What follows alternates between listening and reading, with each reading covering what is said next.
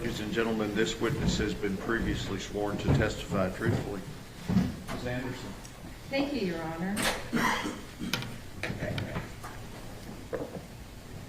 Now, Marie, we are going to call you by your preferred name and not provide any full name, but what I'd like you to do is just introduce yourself to the jury. My name is Marie, and I know Mr. Horner as a special educator in Hazel ISD. What did you do at Hazel ISD? As I stated, I was a special educator. I became the special ed department head, and I worked with students in the learning lab, or what some districts call content mastery, and also shadowed some students in classrooms. What is a learning lab or content mastery? It's a place where students can come to get extra assistance, maybe have things read to them, or explain to them further. And if you can pull the microphone just a little bit closer to you so we can make sure that everybody can hear you, okay? You a little nervous this morning? Oh, yes, ma'am. Tap that microphone. Okay. Is this your first time testifying? I've testified before. Anything like this, though? No. Okay. Marie, you mentioned content mastery and that kids can come there to get help. What kind of help would be provided in a content mastery setting? They might get reading assistance. They might also have things broken down or explained to them on a more basic level. Sometimes help with vocabulary. Can any student come to content mastery? Actually, in Hazel ISD, any student could come to content. So we didn't just serve special education students. We also serve 504 students and general education students if they ask the teacher to come. Generally speaking, how many students use the content mastery program while you were there? That would be difficult to answer, I think. But, I mean, we had a large majority of students that used it, probably primarily 504 and special education students. But, I mean, on any given day, at any given hour, there could be 20-plus students in that classroom. You've mentioned 504 a couple of times. Tell the jury what a 504 is. 504 would be things like dyslexia, ADHD, things that can fall under special education, but if a student achieves to a certain level, they may be ARTed out, which stands for admission review and dismissal. But the thing that I believe is powerful about 504 is it does not go away when a child graduates, whereas special education does. Did Tanner Horner have a 504? He did not have a 504. He was a special education student. You mentioned that there could be upwards of 20 students in there. How many teachers would be available for those 20 students? What was the teacher-to-student ratio? Typically, there might only be one teacher in the room, but we also had 2 to 3 paraprofessionals that were there to assist as well. Were you ever working as an inclusion specialist while at Hazel ISD? Yes, ma'am. And what is an inclusion specialist? That is someone who goes into the classroom to basically shadow the students. Oftentimes we would stay there while the lesson was given, but if they had an assignment to complete, it was at our discretion if we stayed in the classroom or if we actually took them to content mastery to complete that assignment. What would you do for them in the classrooms? Sometimes we were there just to help keep them on task, and at times the teacher might defer to us for us to give an explanation and help teach a lesson. Tell me more about that. You said help explain the lesson or to even teach it. Why would a student need someone like you to teach the lesson that they have a teacher in the classroom that's already teaching it? Because we don't all learn the same way. Sometimes we need something explained in a way that we need things broken down. And I saw that as a benefit, not just to the special education students, but to all the students. When you were with Azle ISD, were you an inclusion specialist for Tanner? That's going to be hard for me to answer because I'm trying to remember when inclusion started. And if I were, he would have been probably on the beginnings of that inclusion support. Well, Marie, during your time with Azle ISD, did you work with Tanner? I did. And how did you come to know him? Basically, he would come to content, and we would be there to help assist. So, let's say he came in for a history lesson or a science lesson, we would sit down and actually, and it wasn't typically just him. He probably came with a group, and we would sit down with that group and maybe read some of the content again with them, and then try to help them answer the questions that the teacher had sent for them to complete. When you first met Tanner, what was your first impression of him?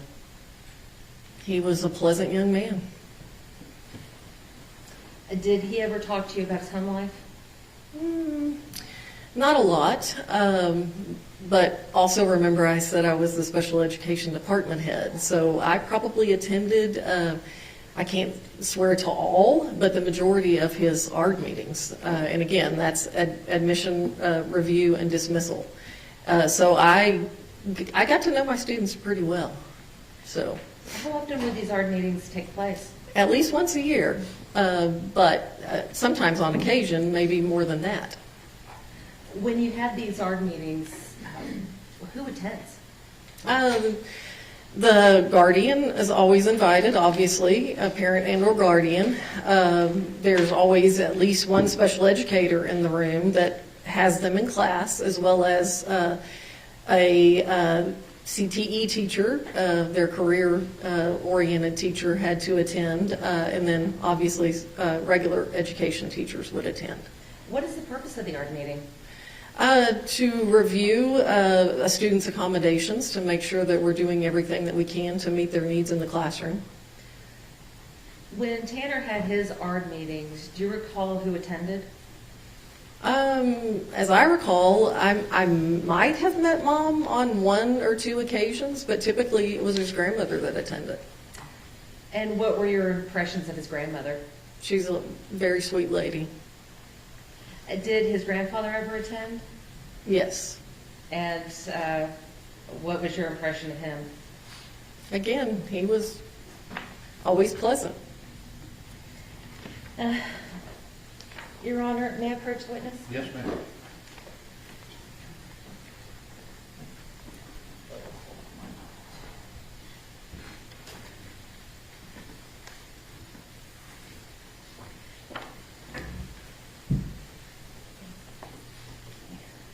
Maria, I'm going to hand you what has been marked as Defendant's Exhibit number 75. We'll just take a look at this for a moment. Yes, ma'am.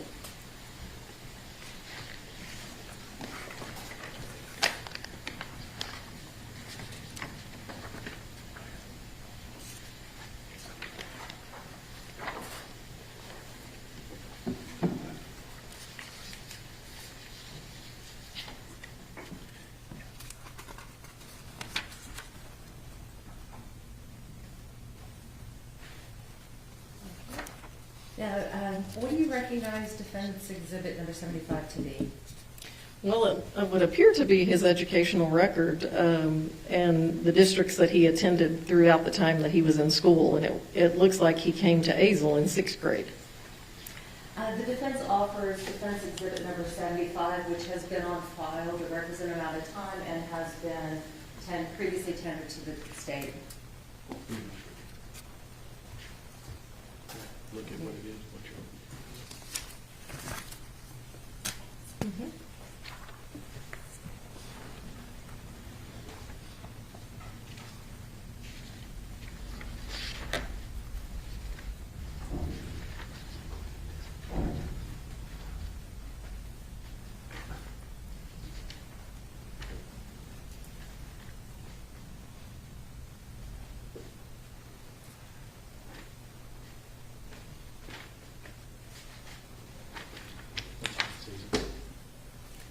We're good, Your Honor, no objection. Okay, states, defendant 75 is admitted. Now, Marie, have you seen these records before? Yes, ma'am. Did you review them in preparation for your testimony today? Briefly, yes.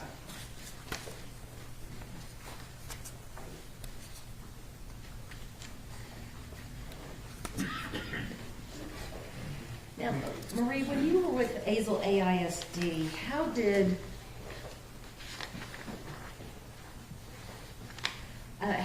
they code their special education classes? Well, for a period of time, you were able to look at a transcript and tell the difference between a special ed class and a regular ed class. But then we kind of slid into a period of time where the state required that everything look more consistent. And so unless you were on the teacher side, you really couldn't tell the difference. Can you tell the difference when you look at a transcript?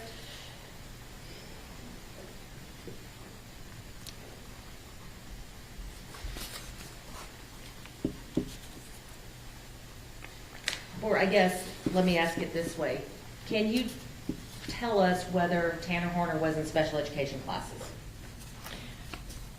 I'm going to tell you by looking at the transcript, it's very difficult to tell, but I know that he was, yes. You mentioned that the school board didn't want to kind of draw attention to special ed. You want kind of consistency, I think, was It the word. wasn't the school board, it was TEA more than, TEA. yes. Okay. Why would TEA not want to make it obvious that a child was in special education? Joe, I'll object, that calls for speculation. State. Based upon your training and experience with dealing with special education students, have you observed them being treated differently than mainstream students? At times, yes.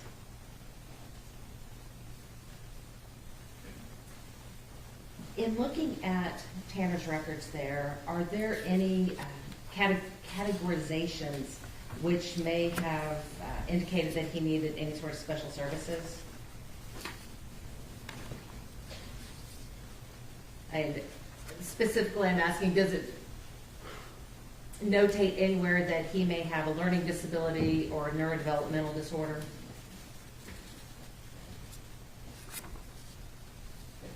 And these particular records that I have here, no ma'am. And based upon your experience with Tanner, are you aware of any learning disability that he may have? Yes, ma'am. And were you aware that, or are you aware of any neurodevelopmental diagnosis that he may have? Yes, ma'am. And what is that diagnosis? Well, I know he was a student he was classified as a student with a learning disability. I can't tell you the subject it was in, I just remember that. And I also know that he was considered on the autism spectrum. To your knowledge, did anyone, without naming names, did anyone at the school perform an evaluation to make that determination?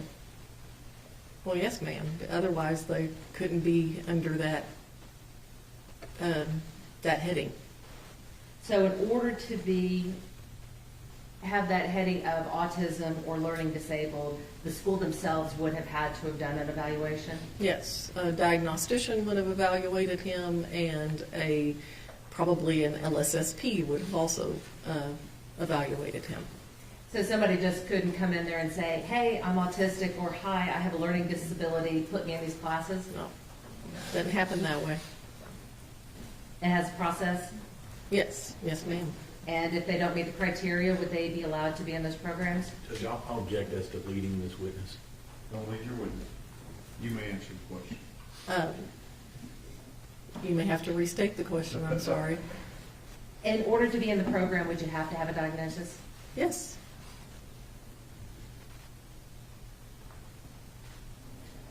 With regards to other things that were within your knowledge related to Tanner, Were you aware of any, I guess, category or characterization or anything regarding emotional disturbance? I do believe that that had been on his record before, but as I recall, it wasn't on his record when he was at the high school. Why would something like that change? Well, we put students in certain programs to hopefully teach them some coping skills so that they can be more integrated into the regular classroom. And so if they don't need to be in a certain setting, we follow least restrictive. So we allow them to, to maybe not be in a behavior classroom any longer, but to actually be in a more regular classroom. What kind of behavior would get you placed in the category of having an emotional disturbance? Oftentimes it was anger outburst and or struggling with interacting with your peers. And you said that you taught, that a student could be taught coping skills. What kind of coping skills are generally taught? Well, obviously when they would be angry, once we could get them to a calm place, then we would, try to walk them through how could you have maybe handled this differently, or what might be a way to, arrive at a healthy decision. A lot of choices, we talked about choices a lot. What does the fact that someone begins the school year, not me, Your Honor. Not me either, and I don't know. Go ahead.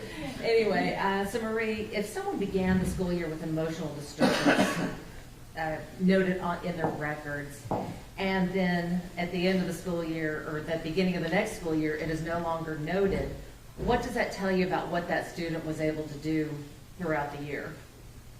Well, that would tell me that they must have learned some skills so that notation was allowed to be removed, but it also would tell me that they had an ARD meeting in order to remove that accommodation. Now, Marie, you talked a little bit about content mastery and that you worked with Tanner in content mastery. Do you recall what classes he would have needed help in? I believe he primarily used the lab for science and social studies because I'm pretty sure that he was in a more special ed setting for some of his core subjects due to them being subject to statewide assessment. What do you mean statewide assessment? Well, STAR testing now, but I believe he was probably under, can't remember. He could have been under TAX instead of STAR. Why would Tanner need help with this? Why would he need those content mastery classes? Oftentimes they would read rather quickly and not necessarily glean from the written information the content that they might need to answer a question. And so oftentimes it was about trying to get them to slow down and actually maybe read the questions ahead of time and look for the answer in the material that they were reading. Could you tell if it helped him? Oh, I have no doubt it helped him, yes. And why do you say that? Because he could be successful, whereas if he was left to complete the assignment on his own, not just him, but a lot of students would rush through it and not do as well.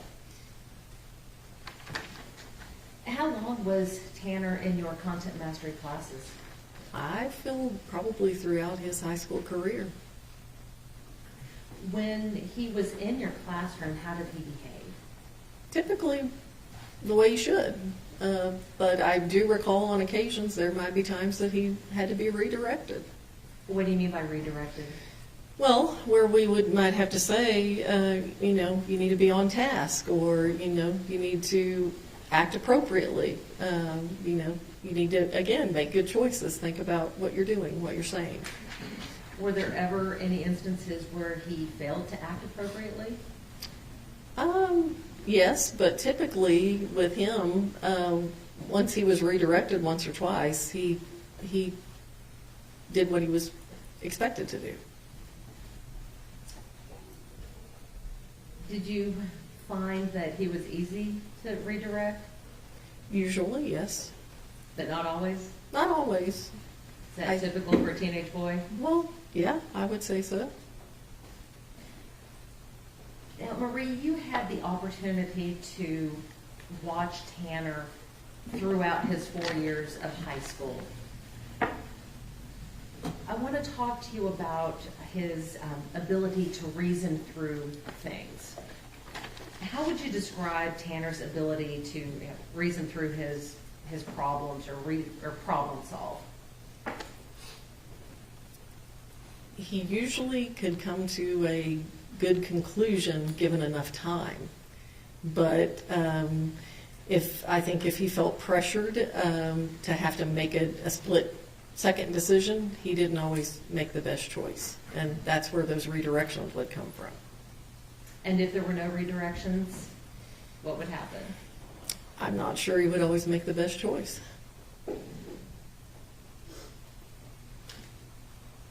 How was he in relation to the other students? Was he able to problem solve when issues came up with the other students? Most of the time, but I think there might have been a few instances where he couldn't. I mean, I feel like, and I'm not sure if it's a part of this record or not, but I know that he did get into some trouble, at the high school.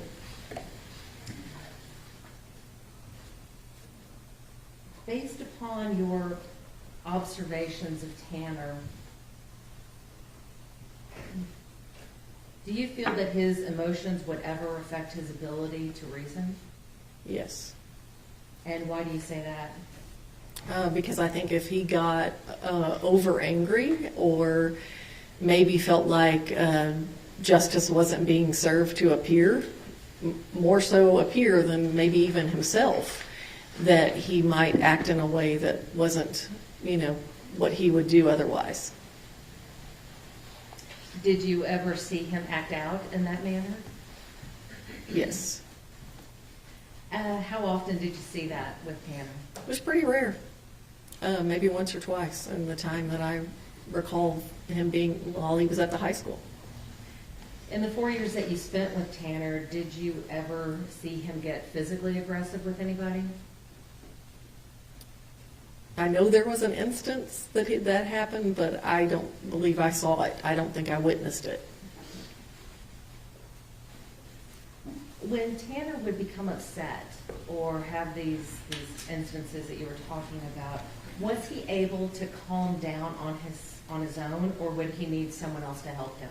He oftentimes needed someone else to help him. What would that someone do to help calm him down?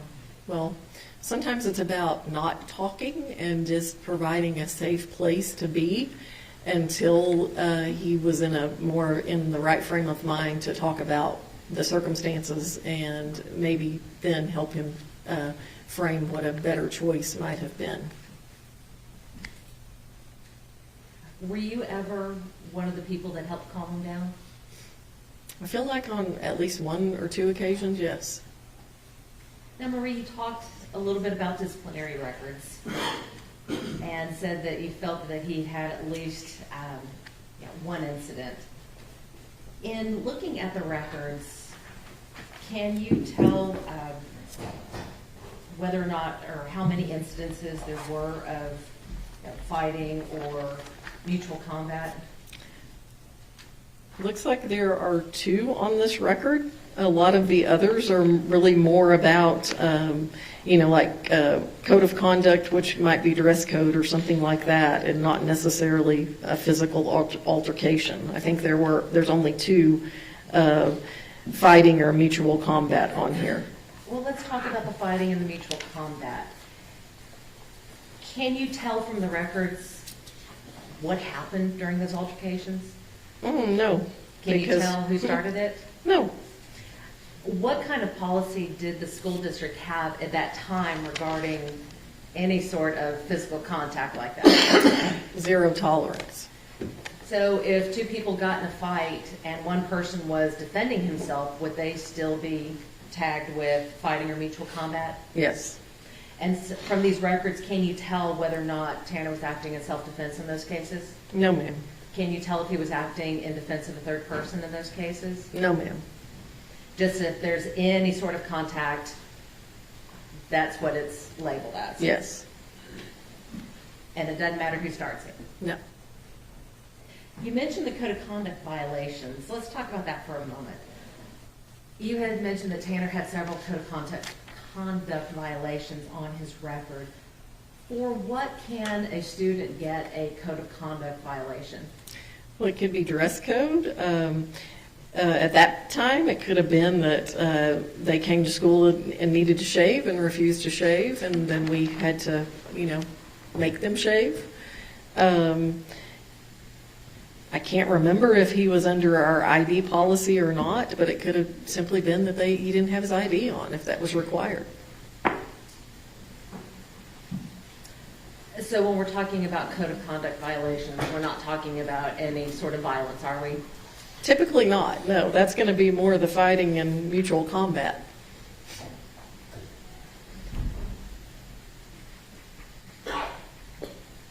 In looking back on Tanner and the time that you spent with him, do you have any memory of him ever being a serious disciplinary problem? No, ma'am. Did you also have the opportunity to watch him as he interacted with his peers? Yes, even in content mastery or the learning lab, yes, they interacted. And so how often would you get the chance to watch him with his peers? On any average week, probably once or twice a day. Based upon your observations of these interactions, what they look like? Typical interactions, like you would think with any other student. They just had conversations and, laughed and cut up. I.e. the reason why I said sometimes they had to be redirected. Was he accepted, or could you tell if he was accepted by the people in that group? Which I'll object as a speculation as with other people. I'll let her answer.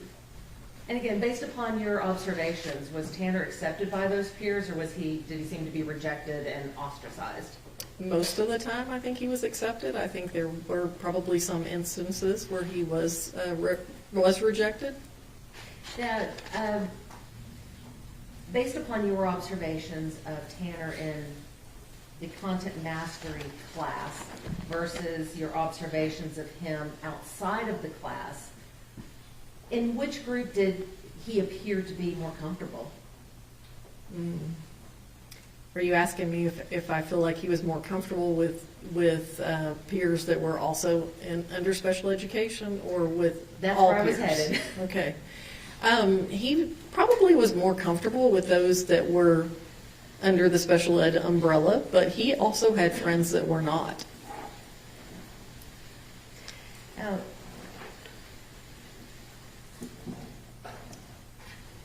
did you ever see any instances where Tanner had difficulty fitting in, or he was teased, or, I hate to use the word bullied, but, kind of mistreated by other students?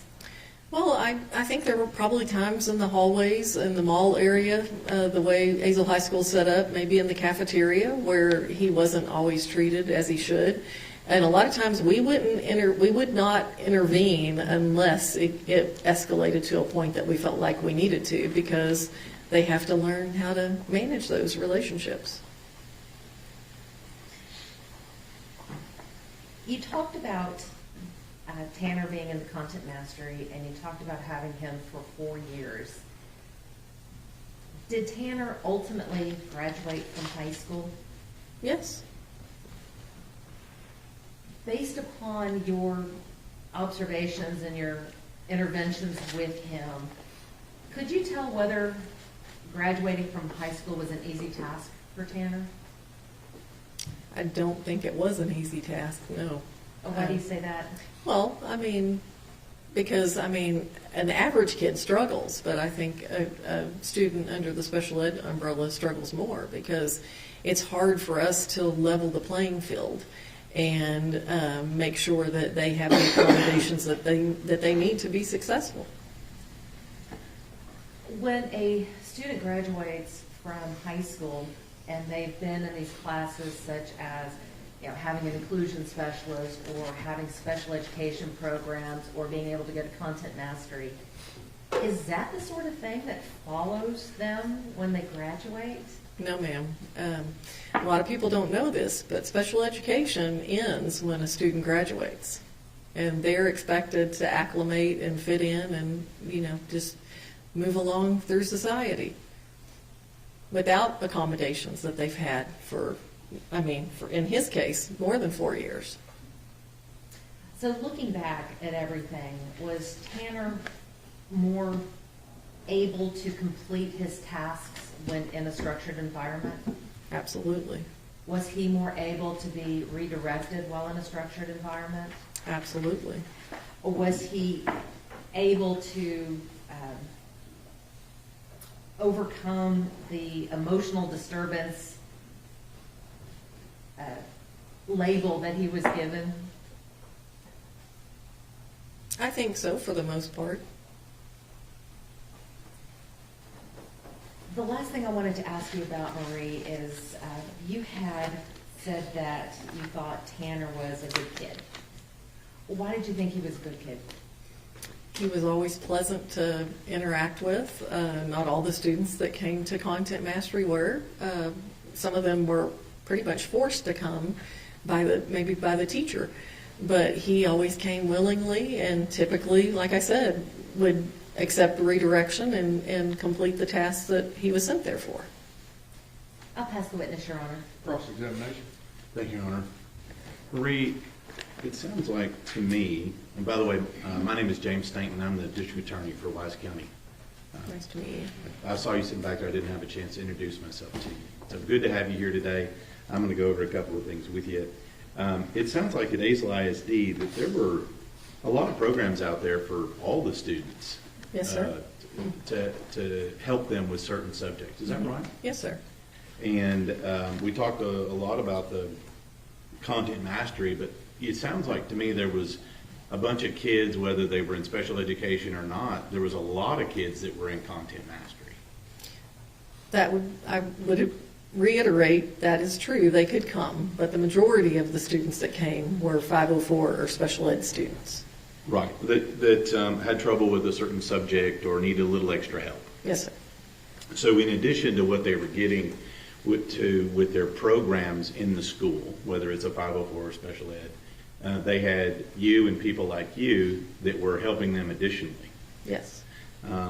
With these types of classes. Mm-hmm. Okay. And so in this particular case, did you work in the high school the whole time, or were you in different places? During his time, I was only at the high school. Only at the high school. Okay. And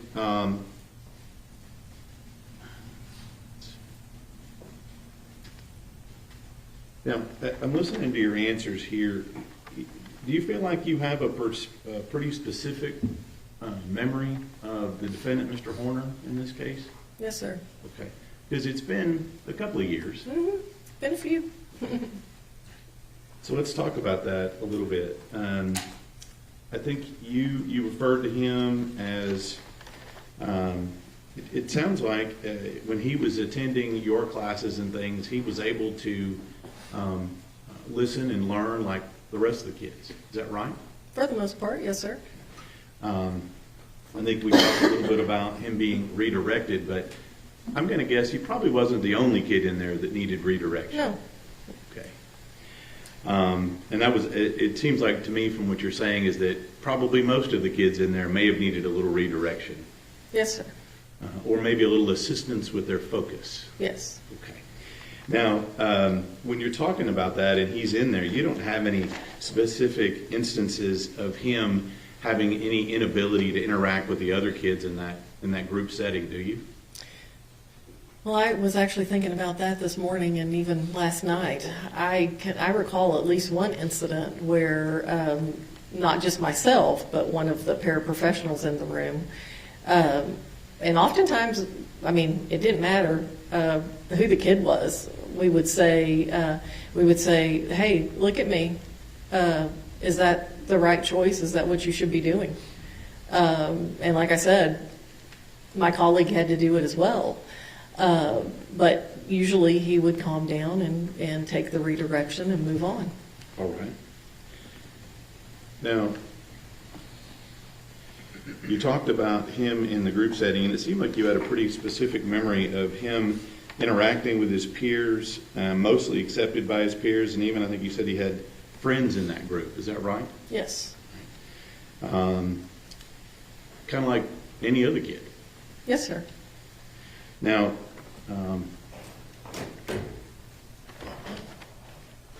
I won't get into this too much. We talked about incidences of fighting or conduct and the whole zero tolerance. We certainly ask you about defending people and other things, but what it also doesn't say is whether or not somebody actually did start it and was assaulting someone else. Yes. Yeah. The record is very vague. Right. So, and it sounds like to me you had quite a bit of interaction over a 4-year period with Mr. Horner. Is that right? Yes.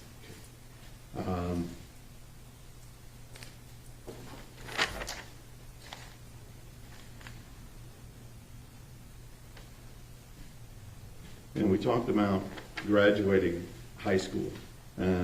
You said that some kids struggle with high school regardless. Mm-hmm. Not everybody's going to be at the top of the class.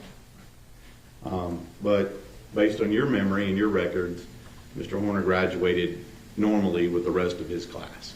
Yes, sir. Now,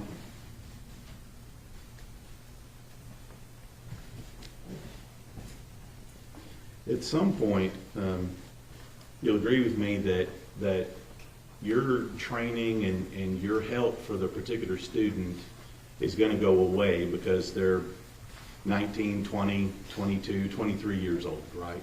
Well, special education technically in the state of Texas ends when a student turns 21. Okay, thank you. But regardless, you know, people are going to grow up, right? And at some point, they're responsible for their own actions, right? Yes. The school can't just be responsible for them when they're 30. No. Now, try to make sure I cover all this here.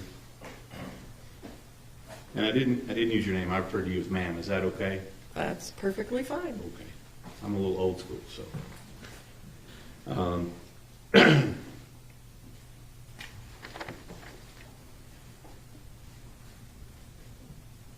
In any of these instances that you're talking about here that specifically deal with the defendant, whether it's redirection or helping him make the right decision and things like that, you talked about several of those you remembered. Is that right? Yes, sir.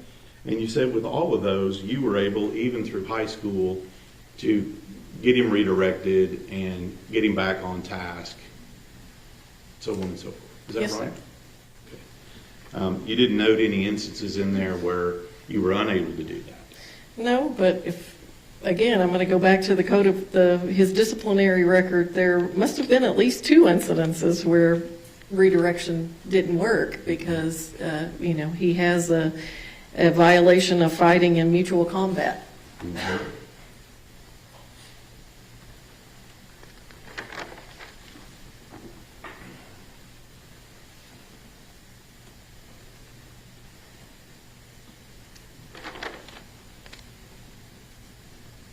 That's what it's wrong. Redirect. Just briefly, Your Honor. Mary, with regards to the disciplinary record, have you had the opportunity to look at the disciplinary records of students in Azle ISD throughout your career? I can't say throughout my career, but in the role that I had after I left the high school, I saw many, and so yes, ma'am. And how did Tanner's compare to those? Well, his is pretty short in comparison to some that I've seen. The state asked you about graduating with all of the other kids. In order, well, while Tanner was in high school, did he have accommodations? Yes. And were those, tell the jury whether you feel he would have been successful in graduating without those accommodations. No, ma'am. I don't think he would have been successful without them. So the only reason he graduated was because of the interventions of you and your team? Well, and his own tenacity, yes. Tell me about his tenacity. He worked hard to achieve.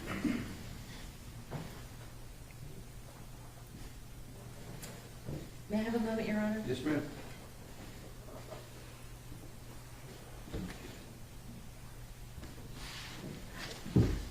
Nothing further. Thank you, ma'am, or Marie. Mr. Staton, Nothing further, Your Honor. may this witness be kindly excused. No objections. Thank you, ma'am. Thank you. Yes, leave those with me. Okay.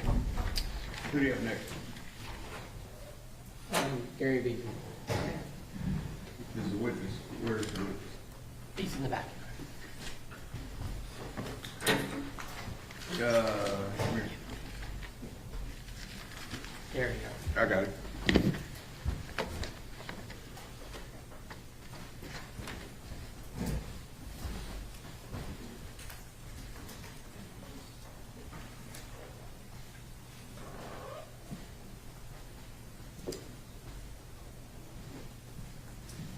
Good morning.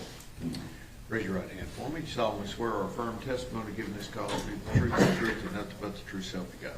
Yes. Have a seat right here. First of all, hand me that document that's right there in front of you, okay? There's a rule of evidence in effect that says you cannot be in court unless you're testifying. Once you have testified, don't discuss your testimony with anyone else except the lawyers, okay? Okay, yes, sir. All right, Mr. Bill. Thank you, Your Honor. Good morning. Good morning. Steve Goble, one of Tanner's attorneys. I don't know if we've met. But I need to make clear, we're just going to call you Gary for today. Yes. Is that right? And were you subpoenaed to be here? Yes, And that was by us. yes. How do you know Tanner Horner? He was part of our church a number of years ago. And what's your role at the church? I'm the lead pastor. Do you remember about how old he was when he started attending? I don't recall exactly what age it was, no. Okay. What were your impressions of Tanner while he was attending the church? He was like any other kid. I'd see him walking up and down the halls. He was part of our, I think he started kind of in our youth ministry from the beginning. I think junior high, maybe somewhere around there, I'm not sure. So, you know, he was a kid like everyone else. We were aware that, you know, he had a form of autism a little bit, and so there were moments we dealt with that. But as far as being loved by our church family and our people, he was. And so I assume he wasn't, or you tell me, was he disruptive or anything? Is that what you're saying? No, he wasn't disruptive. There would be times where something would happen that was out of the ordinary for him, and he would get upset, but he wouldn't take it out on others. He took it out on himself. He would hit himself, you know, just, that was kind of what he did. Now, as the pastor, were you able to have one-on-one conversations with Tanner? Yeah, anytime you see a kid, especially as he got into high school, that is kind of becomes a loner, as a pastor, you know, even as a man, you want to try to help someone like that. So we would have conversations and try to speak into his life. and help give some guidance and direction, find out where he was at. Yeah. And did he participate at church? Yes. Did you have programs that he could be involved in? And what would they be? So at the time, in our youth ministry, we had what was called, it's fine arts. It's a big form of competition for teenagers of all ages from all over the United States. And we had a stomp team that has drums and then different kinds of equipment. And so we had won state and won nationals. And Tanner, he was kind of a loner, trying to find his place, being a little awkward at times. I don't think he knew where to fit in. But when he got on that team, because you had to try out for that team, it wasn't just, you didn't just get on it. He made it, and I think that gave him a sense of belonging. And then the senior students around him were strong Christians and had known him and knew how to work with him. And so, yeah, he became part of that team. So did that involve music? Yes, it was music, yes. And did Tanner show any inclination towards music? Yeah, Tanner loved music, yeah. Now, was there a point in these competitions where something went wrong and got him a little frazzled? Yeah, so we won state, and we made it to the national competition. These competitions, there's 12 to 15,000 students. Not all of them are competing, but it's a large group, ranging from doing vocal solos, but for our team, they had practiced, and it was time to go in. We went in, and I can't remember if he forgot his stick or his stick broke. You broke it, yeah. He broke his stick, so the routine had started, and you got these judges sitting in front of you. It's pretty intimidating, but they had prepared, and his stick broke. And when it did, it put him into a panic. I think a lot of it due to his autism a little bit, but also just letting the team down. But the senior ones around him, I think, threw him a stick, and then one of them used their hands, so they made it through the routine. But for some reason, that really impacted Tanner, and as soon as it was over, he ran out of the room, and you could tell he was upset and angry, but he wasn't violent toward anybody. He was just really upset with himself. Yeah. But that's something that could have happened to anyone, right? Yeah. When you're in high pressure competition like that, and you've won nationals before, yeah, the pressure can get to anybody. But Now, well, I mean, in terms of like the stick breaking on stage. yeah, the stick, has no control over that. Right. Yeah. And he didn't see it that way. No. For him, it was, since it was not in the normal routine for him, he didn't know how to deal with that. Now, you talked about this team was kind of competitive. You had to try out to get on. Yes. Did it require a lot of practice? Yes, sir. Lots of practice. So they were there about how often during the week, It depended on how intense the competition was, and then on the group. But that particular year, we had some very strong drummers and musicians, so I would imagine they practiced 2 to 3 times a week. That would probably be the average. How long have you been at your church? 29 years. Do you remember who attended church with Tanner? It was Bill and Jackie Harbison, And who were they? his grandparents. Do you know who was raising Tanner when he was attending your church? Bill and Jackie, yes. And what were your impressions of them? Bill and Jackie were really good people. When they were attending our church, yeah, they were very good people. Yeah, they were very connected in our church family, loved our church family, and just good, solid people. Now, just from your knowledge, did you know why they were raising him? Yes, Tanner's mom was pretty much not present. She was in and out of his life, a lot of drugs, and I think she'd been in prison or jail a few times. So I didn't get it to interact with Melissa very much, but was aware of her history, yes. But you did meet her at some point? Yes. Did she not attend regularly like No, Bill and Jackie no. and Tanner? No.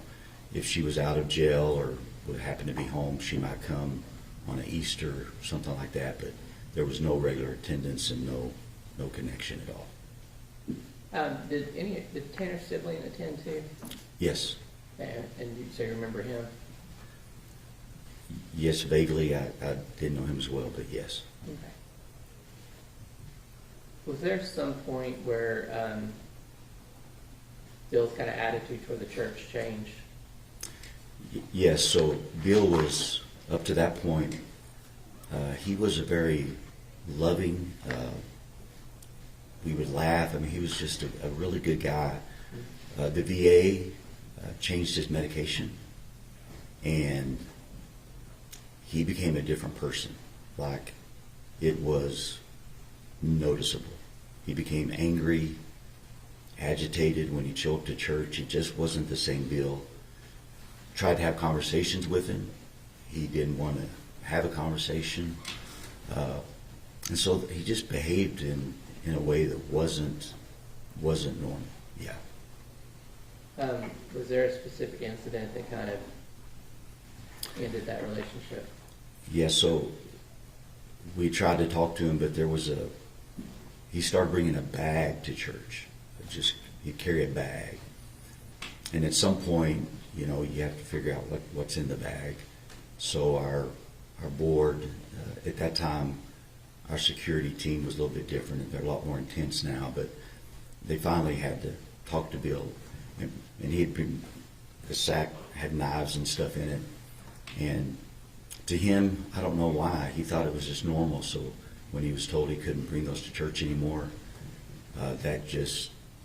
he was already upset, but that kind of set him over the edge. Did Jackie stop attending when Bill did? I can't answer that.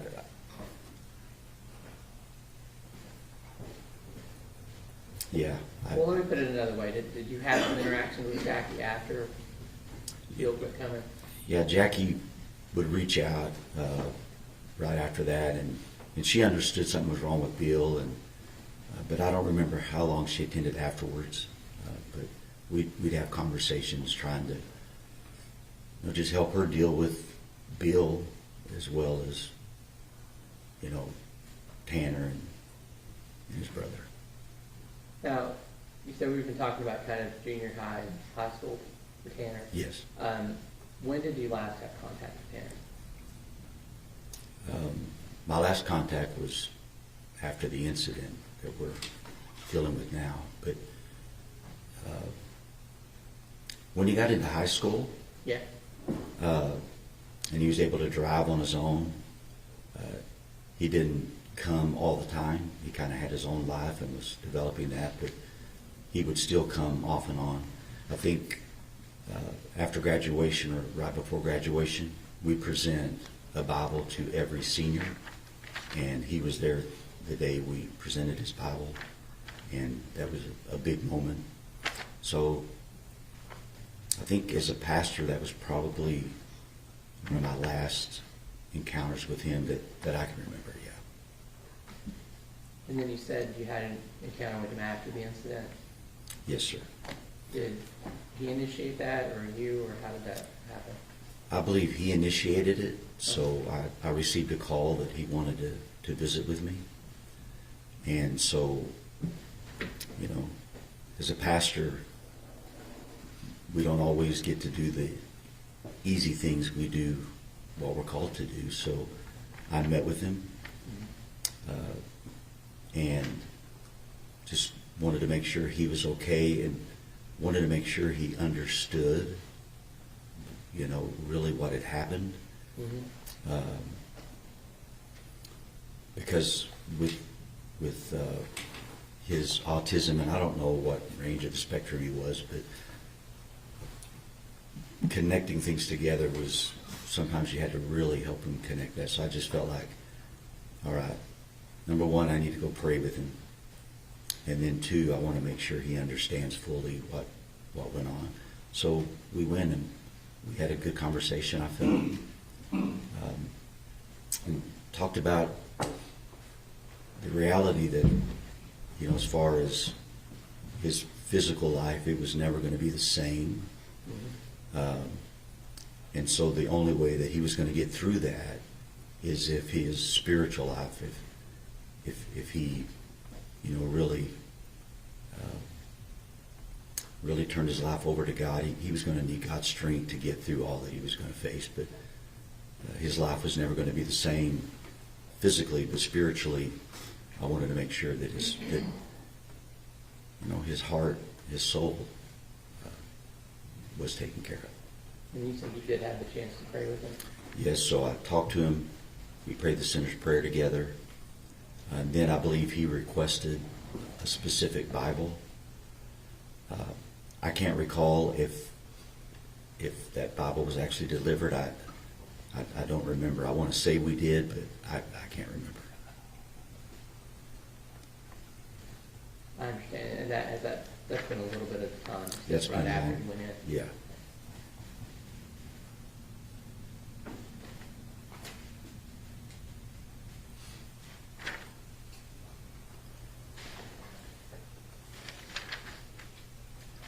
Yeah, and I'll pass away. Cross-examination. Sir, I want to talk to you just a little bit about a couple of things. You testified initially that Mr. Horner was able to participate in this youth group. Yes. Right? In this, yeah. And he program. was able to go to practice several times a week Yes. and able to work within that group to perform for a common goal. Yes. And in fact did well enough that they were able to place and do well on a big stage. Yes, sir. And he was, and how long does it take to do that? Is that a couple of year process that you have to get kind of together and practice? You have to work with all these people? Well, each year there's a competition. Every 2 years, it's national. It's national every year, but every 2 years it's really big because it's a convention where all the pastors from the United States as well as youth groups from all over the country meet. Right. But so each year the team would be different according to who graduated and who would come in. I don't remember how many years Tanner was on the team, but yeah, within that structure, he was able to function within that team framework. Right. Be able to come to practice and Yes. work with other people. Yes, Take criticism on whether or not he's doing correct or not. yes, And he was able to do that throughout the time that you remember. yes. If there would have been an incident that we felt would have been unsafe, then Tanner would have never been allowed to go. Yes. Right. And you didn't feel like that. No. And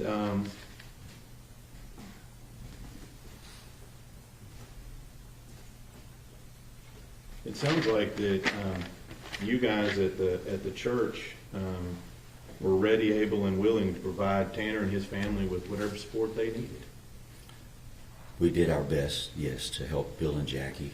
Right. And But they're raising their grandkid, right? yes, And I'm going to speculate here a little bit, but that's probably not the only grandkid you've seen in the lately raised by grandparents. no, happens quite often, unfortunately. It's unfortunate, but you're telling us today that he did have that support network with his grandparents. Yes, Bill and Jackie, yes. And he also had it at his church family as well. Yes. Now, you talked a little bit about the last time that you saw the defendant, Tanner Horn, correct? Yes. You remember what day that was? No, sir, I don't remember the day. And you said that you talked to him, and I think that you said you wanted to understand what had happened. No, I wanted to make sure he understood the severity of what happened. Well, let me just ask you, in that conversation, what did he tell you happened in this case? Sir, I can't remember. I honestly don't remember. You don't remember him telling you what he did to Athena Strand? No, sir. Did you ask him? I don't believe I specifically asked that, no. I knew what happened, and so I just want to make sure he understood what happened. Let me ask you this. You said you knew what happened. Yes. What did you know what happened? All I knew at that time was what had been out, and that is he was driving for, I think, FedEx, and had hit Athena, panicked, and then did what he did. That's all I knew. And that's what you discussed with him, about what you knew had happened. Yeah,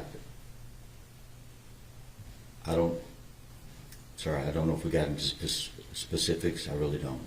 Okay. I just wanted him to understand the severity. Like, look, Tanner, this is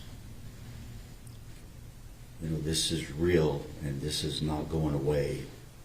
And I wanted him to understand that. Do you know now that that's not what happened? Yes, sir.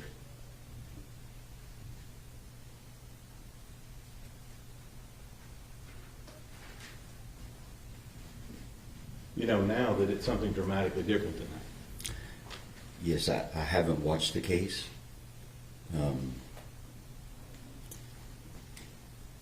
When you talked to him initially, the last time you talked to him, you knew that initial version, and Yes. that's what you were going in on him to talk about. Yes. But he didn't tell you the truth about what happened. No, sir, I don't think we actually discussed the specifics. Again, my goal was simply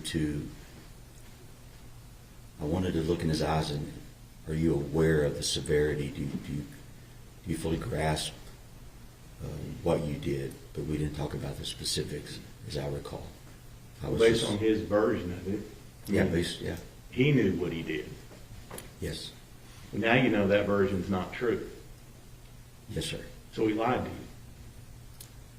Yes, sir. That's what redirect.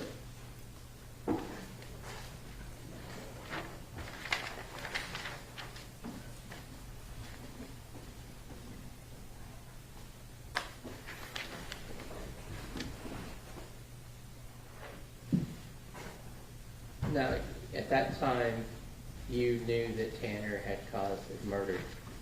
Yes. So your conversation was based on that premise.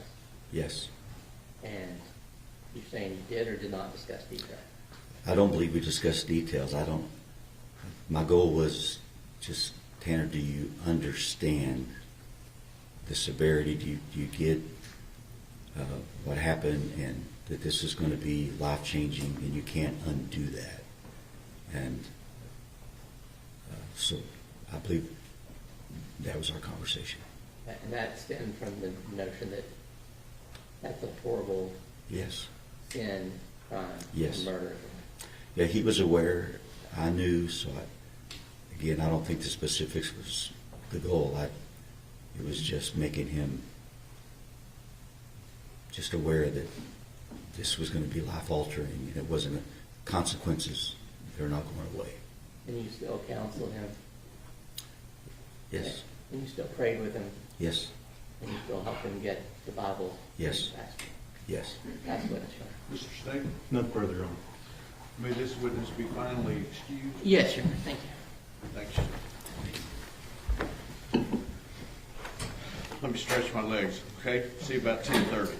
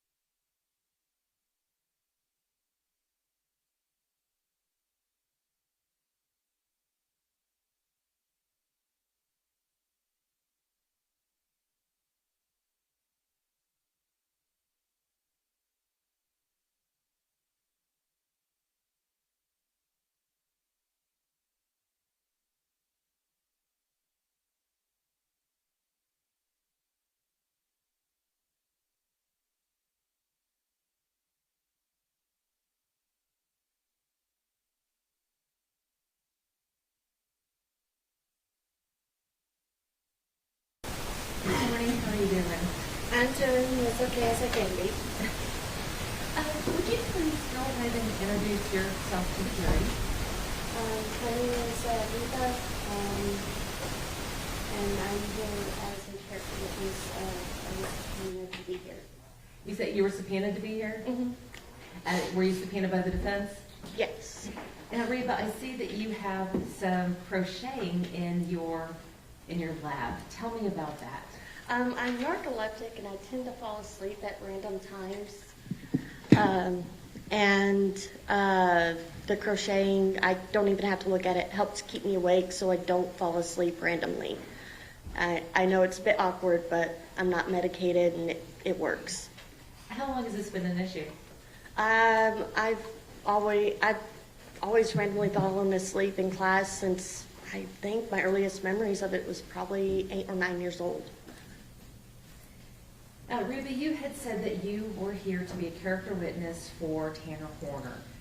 How do you know Tanner? We were best friends when we were in 5th grade and dated briefly in high school. And again, briefly when we got older. You said that you met him in school. What grade were you in when you first met him? 5th grade. Did y'all hang out a lot? On the playground, yeah. And how often would you hang out? Almost daily. Playing games like kickball or, pretend or something like that. Did y'all do anything else together? What other types of games did you play? Like back then, Harry Potter was really big. We would sometimes pretend to play something in Harry Potter, and I would be one of the bad guys or something like that. What was Tanner like at that age? He was energetic, talkative. It was always fun to be around. Now, Reba, did you and Tanner ever attend church together? Yes. What grade were you in when y'all began attending church together? 10th grade. How often would y'all attend church? At least once a week, but sometimes twice a week. Did you and Tanner enjoy going to church? Yes, I enjoyed spending time with him and his family. He would often, during the services in the chapel where they would have the sermons, would have to wake me up because I would fall asleep. So it wasn't just you and Tanner that attended, you attended with his family as well? Mm-hmm. When you say you attended with his family, who are you referring to? His grandmother, his grandfather, and his little brother. You said that you had originally met Tanner when y'all were in the 5th grade. Did you stay friends with him throughout high school? Yes. Did y'all attend high school together? Yes. Well, what was Tanner like in high school? About the same. I mean, he was insecure about being in choir because his voice was changing. Were there any other things that he was insecure about? That one was the main one. He wanted to focus more on playing instruments and things like that. Try to have a music career when he grew up. When y'all were in high school, were you still hanging out together the same amount of time that you did when you were in elementary school? A little bit more. We had more freedom to be like going out to the mall and things like that. And what kinds of things would y'all do in addition to going to the mall? Sometimes we went out to eat with his grandparents, and it was really mainly going out to eat or at the mall or hanging out in his house. Well, you said that you and Tanner had briefly dated while you were in high school. Yes. Tell me about that. He was always really sweet, real gentlemanly. Again, this was a long time ago. But I enjoyed spending time with him back then. Well, how'd y'all make that jump from childhood friends to high school dating? He admitted to me that he had a crush on me And I'm like, why hadn't you asked me out? Because I'm the type that, the other person needs to make the first move. I don't really catch the hint. Well, what was he like as a boyfriend? He was sweet and endearing back then. He was very supportive and seemed real protective back then of me when things were bad. When things were bad? Yes. Were things often bad for you? On occasion, yes. I had issues at home sometimes, and the kids at school liked to tease and make fun of me behind my back. And whenever he was around, it didn't seem to happen as much. As a boyfriend, did Tanner treat you well? Yes. Was he ever physically violent to you? No. Ever raise his voice to you? No. Did he ever pressure you into doing something that you didn't want to do? No. Oh, why did you two break up? I pulled a really dumb move on my part and wanted to date somebody else instead. And so I broke up with Tanner to date another person. How do you take that? Not too well. Why do you say that? He was upset, and he had every right to be upset. He, chased me and the other guy on after school across the streets. Well, did you think that he might hurt you? I mean, hurt himself because of the breakup? No, I didn't think about that. I mean, I was more afraid of the emotions rather than the actions. With the, after the breakup, did you still see Tanner? After the breakup, he did come to my house one time to ask, for clarification of what was going on. And he walked about 20 miles to my house, and I was more concerned about safety than the fact that he showed up. When you say safety, whose safety? His safety, because that was walking from Lake Worth all the way to Lahana, which is between Azle and Springtown.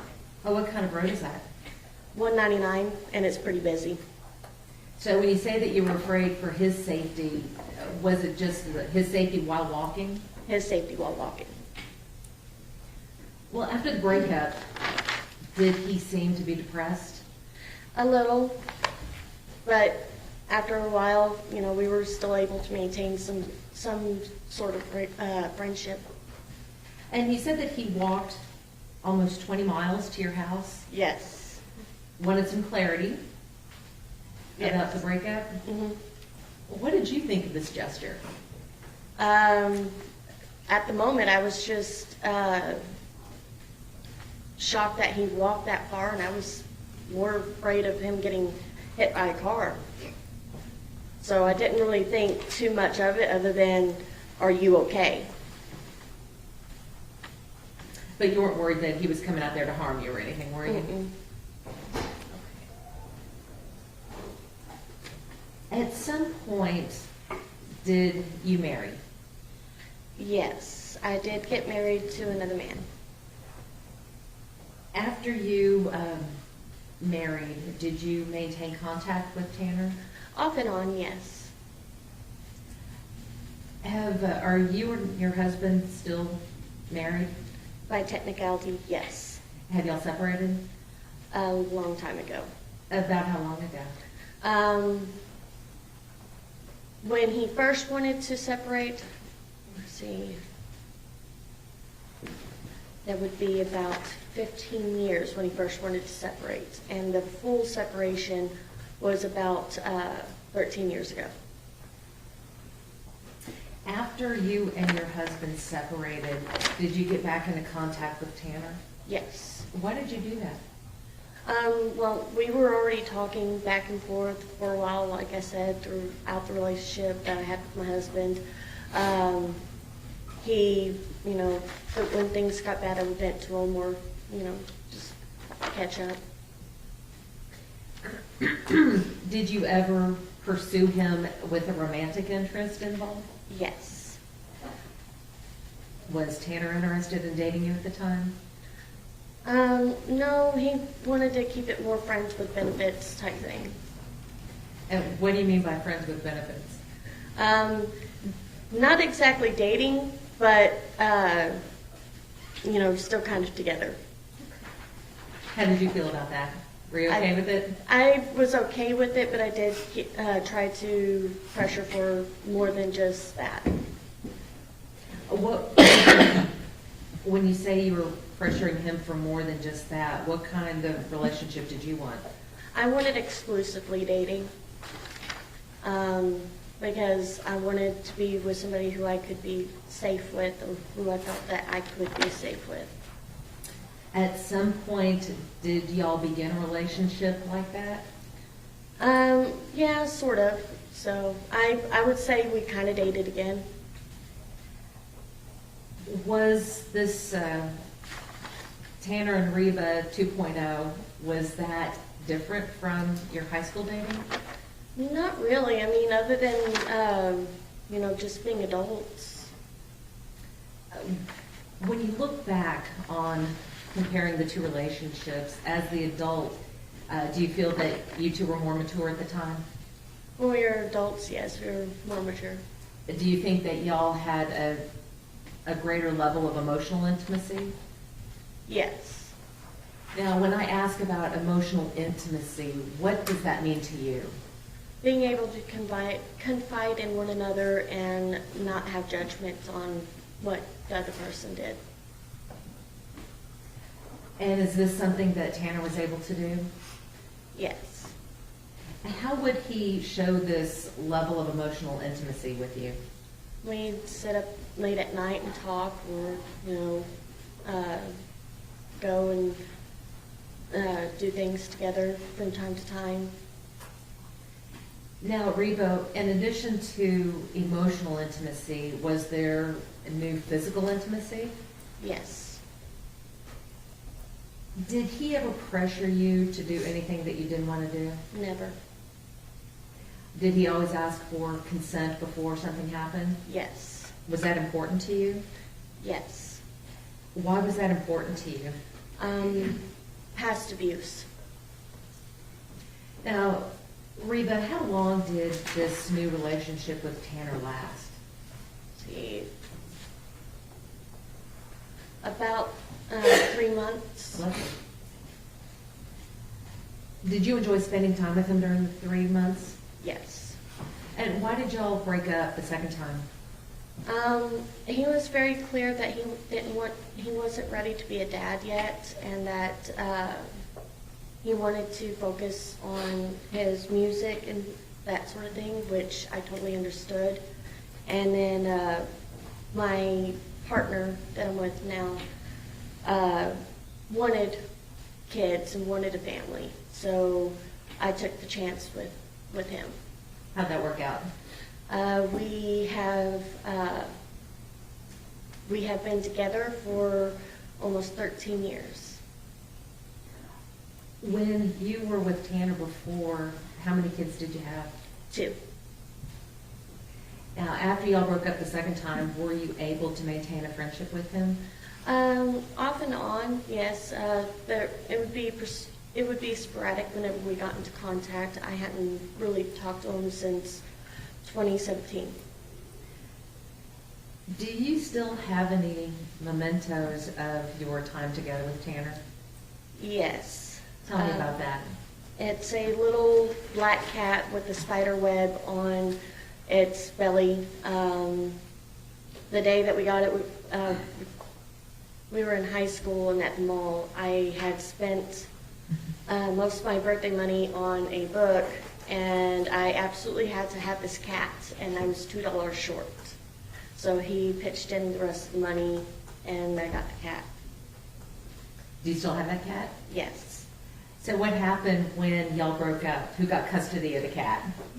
I did. On occasion, while we were dating, the little stuffed cat would go to his house, but for the most part, I kept the cat. I'll pass the witness. Cross-examination. Briefly, Your Honor, thank you. Ma'am, My name is James Stanton. I'm the district attorney for Wise and Jack County.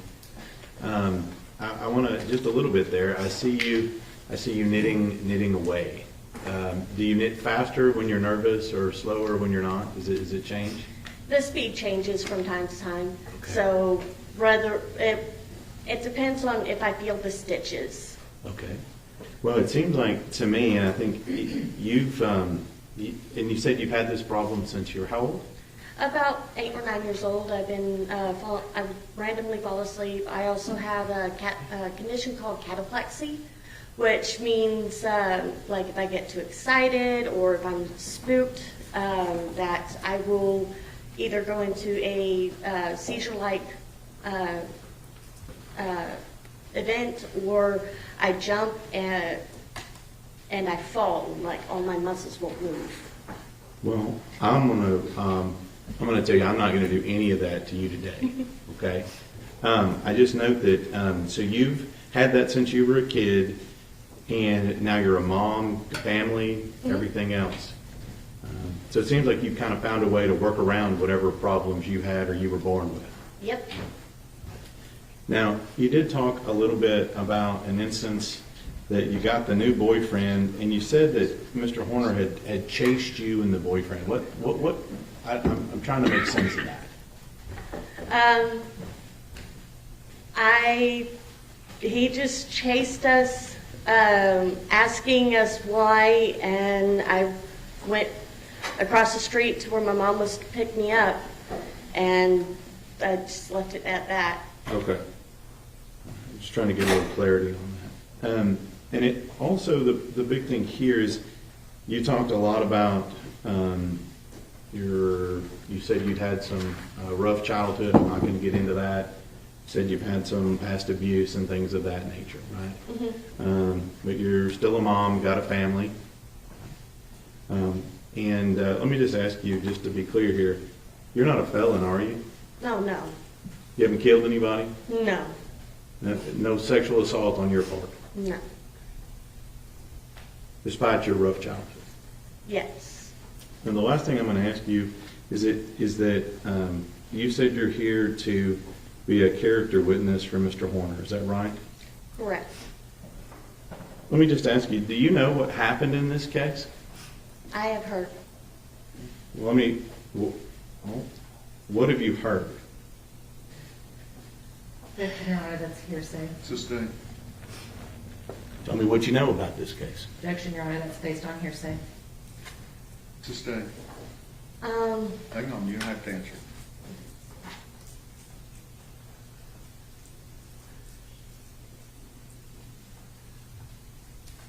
So as part of this case, have you talked to the defendant at all as part of this case? No. So are you aware that the original story that he told in this case was that he ran into Athena Strand? Objection, Your Honor, still hearsay. Sustained.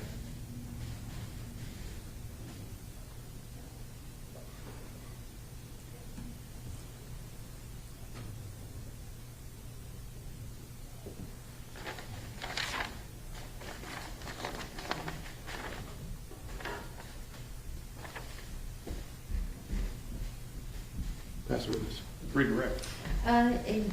Yes, and Reba, I'm sorry, I was looking at my notes and I realized I had left a section out. So I wanted to ask you a little bit about Tanner's home life. Did you ever go to Tanner's house? Yes. Who did he live with? His grandmother and his grandfather? Was his father around at the time? No. What about his mom? Very sporadic. I think I've only, met her once, and he would hardly talk about her back then. When you met her, what was your impression of his mother? I did not have a very good impression of her. Why not? When I did meet her, we were going to Six Flags together, and I don't think she was in the right frame of mind at the time. And my parents were very strict about having adult supervision, and every time she tried to run off, we would have to go and find her, and it felt almost like babysitting. What did you mean by not in the right frame of mind? I don't think she was sober.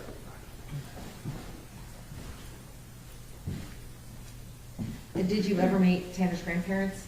Yes. And what was your impression of his grandmother, Jackie? Very loving. She what she did everything she could to help support them and make sure that they had the best that they could give. And what about his grandfather, Bill? He reminded me a bit of my dad. My dad's a veteran, and he was quiet and almost stoic at times. So I really didn't talk to him much. He just sat there and was really quiet. Were you around when, or let me back up, were you able to see any interactions between Bill and Tanner? Not really. I mean, there was like maybe one time that I remember when I went over to his house, and it was really early before church, and that morning Tanner was really abnormally quiet, and I could feel like his grandfather was a little upset or angry that morning. He didn't say anything. There wasn't any actual interaction while I was there, but you could just feel the emotions in the room. Were they good emotions? No, they didn't feel like they were pleasant emotions. All right, I'll pass the witness. Mr. Staton, Nothing further, Your Honor. may this witness be finally excused? No objections. Any objection from the state? No. All right, thank you, ma'am. Just come here first, real quick. Yeah, I was going to say, counsel.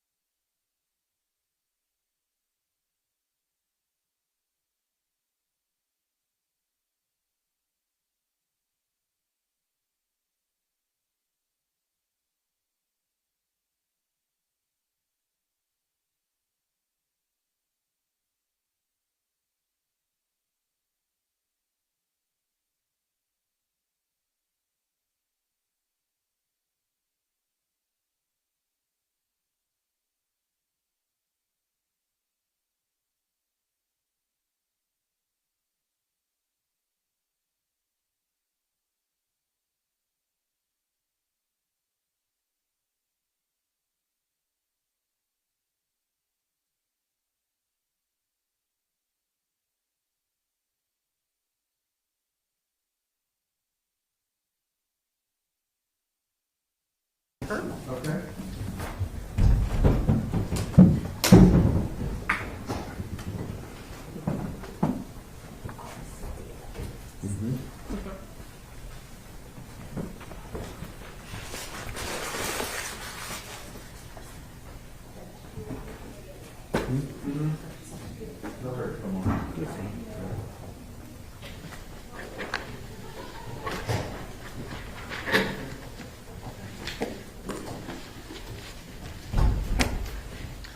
Hey, let me know when lunch gets here.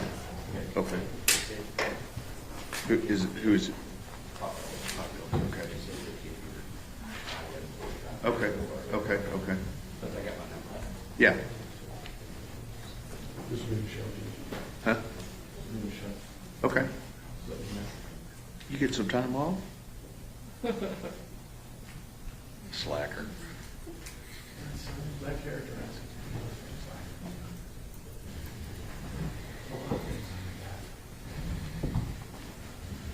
I would agree.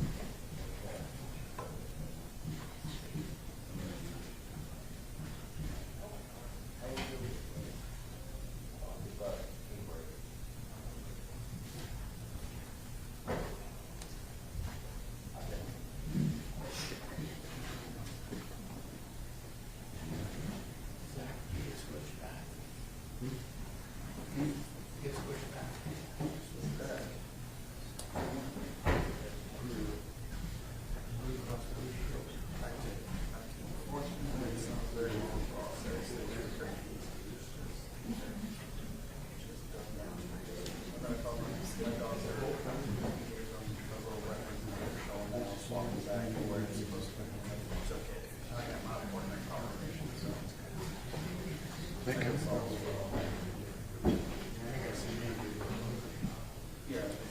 Here she come. Come in. Good morning. Yes, ma'am. And that chair is a little, it's county issue, so be careful. All right. Thank you for the laugh. Raise your right hand. Solemnly swear or affirm testimony given this cause to be the truth, whole truth, and nothing but the truth, so help you God. Rule of evidence in effect says you can't be in court unless you're testifying. Once you have testified, don't discuss your testimony with anybody else except the lawyers. Okay. First and last name for the court reporter and spelling. My first name is Amy, A-M-Y, and my last name is Fritz, F-R-I-T-Z.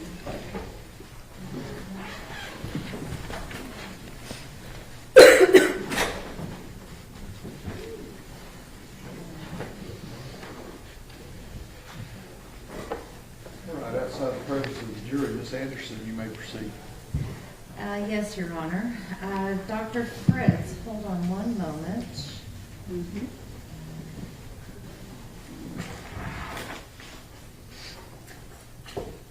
May I approach, Your Honor? Yes, ma'am.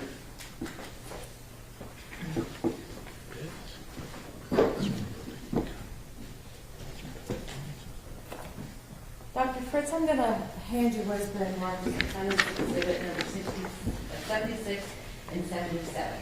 Okay. Did you recognize these? Yes, this is my CV or resume, and this is the report I wrote. Does your defendant's exhibit number 77, does that accurately reflect your education, training, and work experience? Yes, it does. And defense exhibit number 76, does that accurately reflect the findings and testing and evaluation that you conducted in this? It does. Defense offers defense exhibits 76 and 77 that have been previously tendered to the state. At this point, I'll admit them for the record, and then in the presence of the jury, we can admit, or do you want to admit it for all purposes? We can pre-admit and admit them for all purposes, Judge. Okay, 76 and 77 are admitted.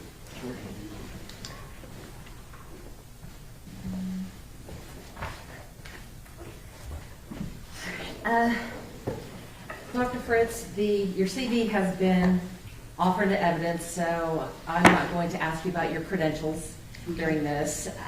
But I did want to ask you, what were you asked to do in this particular case? Sure. So I was contacted by the defense in order to opine on whether Mr. Horner has autism and the social communication traits that are specifically associated with neurodivergence. Did you perform any autism tests to diagnose autism? No. So as a speech language pathologist, it's not within my scope to make that diagnosis of autism in most states. And I can, however, talk about the social communication aspects, which are like half of the diagnostic criteria from the DSM. Half the diagnostic criteria for what? For autism spectrum disorder. In your line of work, how common is it for an expert or for a doctor to rely upon the reports and findings and test results from other experts? I would say somewhat regular, especially, or somewhat common, especially in the forensic world. And what about in the clinical world? I would say in related fields. So, for example, some of my clients have comorbid medical conditions or mental health conditions that are important for me to know more about. When preparing for this case, did you meet with Tanner? Yes, I evaluated him across 2 days, evaluated him in the jail, and I believe I was there for about 4 hours one day and 3.5 the next. During this time that you spent with him, did you conduct any testing of your own? Yes. So, unfortunately, my field doesn't have a lot of standardized assessments that are appropriate to give to adults over the age of 22. There are profiles that are very helpful, And there are some instruments that we can use to provide age equivalencies or other information that's somewhat standardized. So I did perform both informal and formal assessment, as well as observations, record review, and interviewing with the client himself, as well as his grandmother. With regards to the testing that you did do, are those the kinds of tests that are generally accepted in your field? Yes, so the ones that I gave are all very mainstream assessments. So two that are standardized for somebody of Tanner's age were the Peabody Picture Vocabulary Test, as well as the Expressive One-Word Test. Those are both vocabulary assessments. And then I gave the clinical assessment of language fundamentals. That is actually, the clinical evaluation of language fundamentals. That's Okay, actually hold on, you're talking really fast. Sorry, sir, I'm a little nervous. Well, don't be nervous, because I got to slow down for you. she might throw paper clips at you here in a minute. Oh, no, I don't want to get assaulted here, so let me slow down. Well, let me ask you this, Dr. Fritz. Are all Yeah. of the tests that you performed, are they set out in the report that has been admitted into evidence? They are, yes.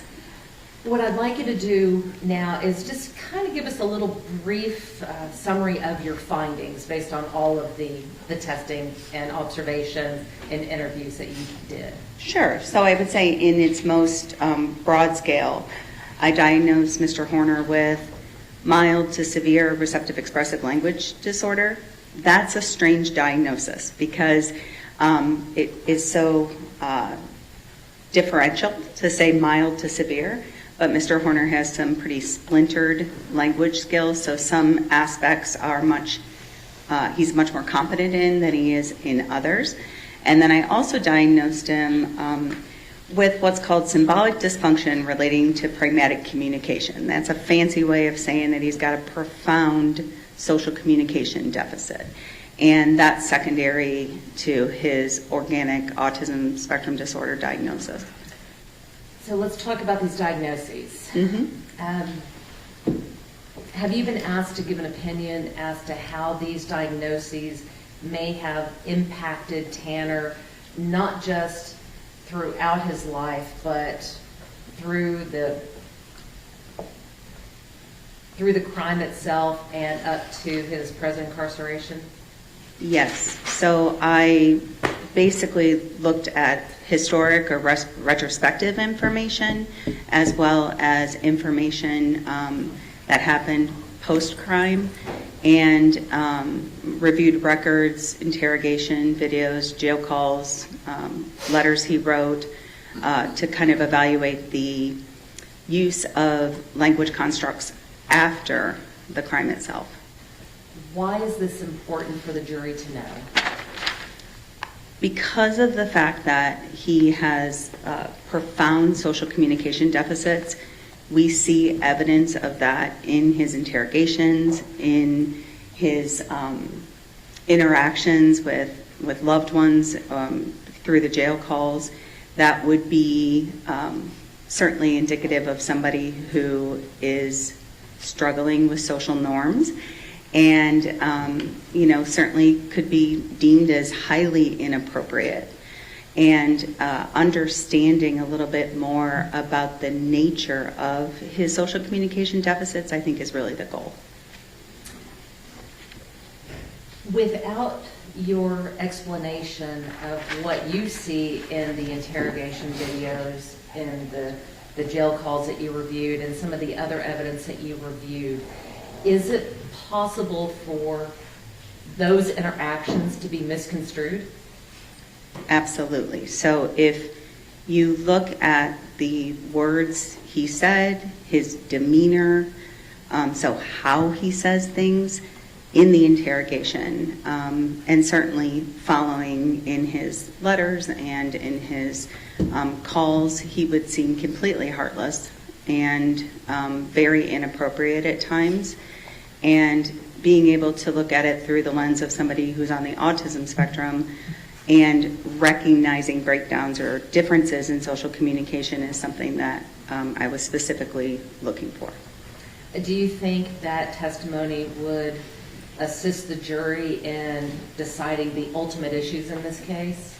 I think it could. I'll pass the witness, Your Honor. Cross-examination. Thank you, Judge. On your specific conclusions, are you just going to be talking about those 2 diagnoses that are in your report? I'm not sure. Do you mean what will I be asked during direct, or? What are you going to testify specifically about Tanner Horner? So the way that his social communication deficits, along with related, because I am an autism disorder specialist and expert, his related difficulties can be evidenced throughout the crime and his behavior afterwards. And do you have specific examples of that? Yes. And what are those? So I'm going to look at, or would like to talk about, issues relating to theory of mind deficits, central coherence challenges, profound social communication challenges, which goes hand in hand with nonverbal communication, or the use of conversational rules and routines, and also understanding of social norms, executive functioning challenges. All of those are a part of what we see in autism, and what I specifically was looking at with Mr. Horner. And did you find specific examples of that? Yes, ma'am. And what are those? So I guess I'm not sure how in depth I'm supposed to go, but I can give you, so I guess I wonder how, just go ahead and talk? Yeah. Okay, so some specifics then would be the fact that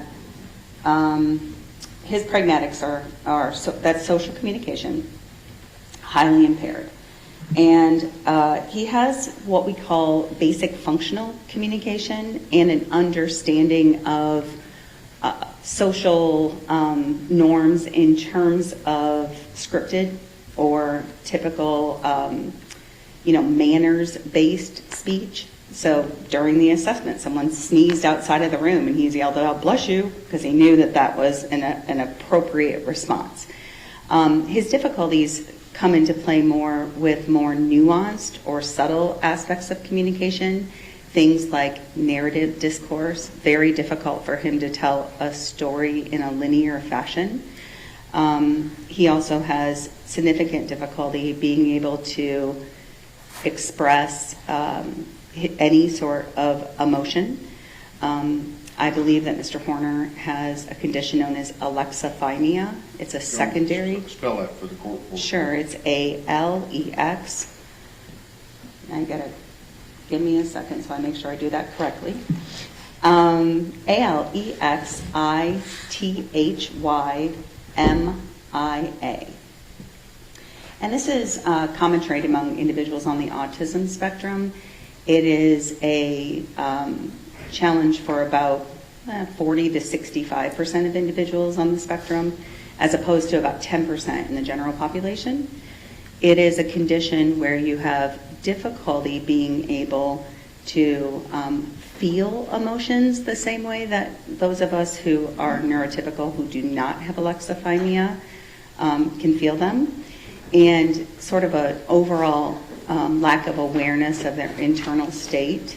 It also can affect their ability to express empathy or even remorse in a way that's considered prosocial. Okay. And on this alexithymia, was that something that you diagnosed Tanner with, or are you relying on somebody else? Myself.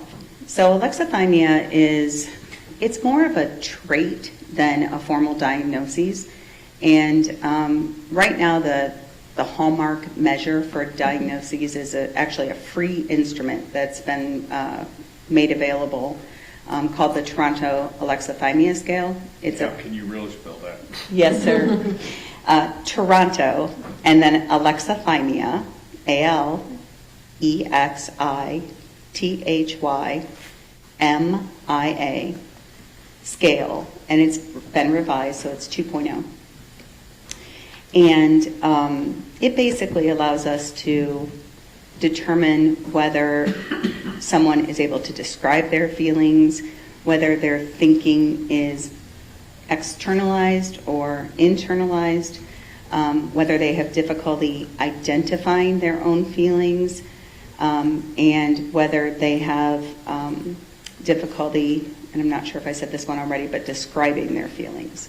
So Mr. Horner had difficulties in all aspects of relating to alexithymia. And you talked about empathy. How is empathy related to alexithymia? So empathy in itself is sort of this ability for an individual to understand or feel what someone is experiencing. There's cognitive empathy, which is like, I see how you feel that way, versus affective empathy, which is, I feel it with you. And Mr. Horner had difficulties, I think, in expressing empathy. But I am going to also assert that I saw evidence of him possessing empathy, which is really common in individuals on the autism spectrum. And your evidence of him expressing empathy, was there anything that you're going to discuss that is not included in your report with regards to that? Mm-hmm.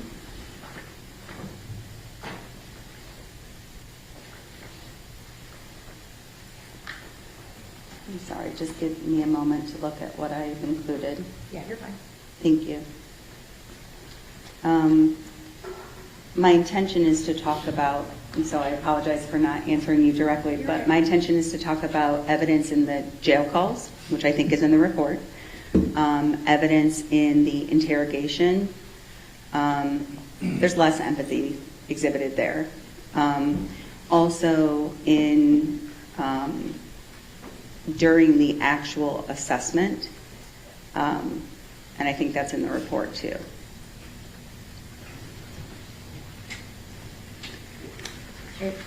And what part in the assessment was empathy? So one thing that Mr. Horner would do is if he would see somebody being mistreated, for example, in a video scenario, he would express feelings of, saying that that person was being rude, or feeling sorry for a character in a video. Certainly demonstrated empathy for animals. So if he saw an animal that looked sad or was in a cage, he would express that, both with his words and with his nonverbal language. Okay. Are there any other, specific examples that you are going to be speaking about on these jail calls or interrogations?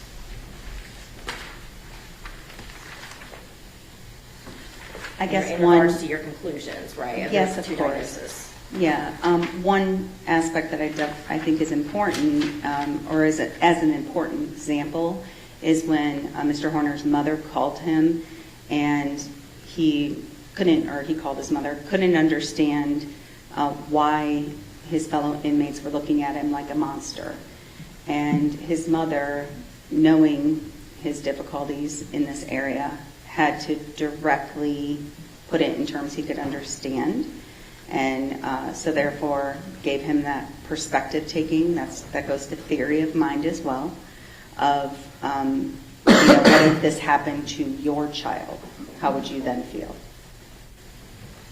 And so with that additional prompt, then he could explain and understand how he, to some degree, made Athena's family feel.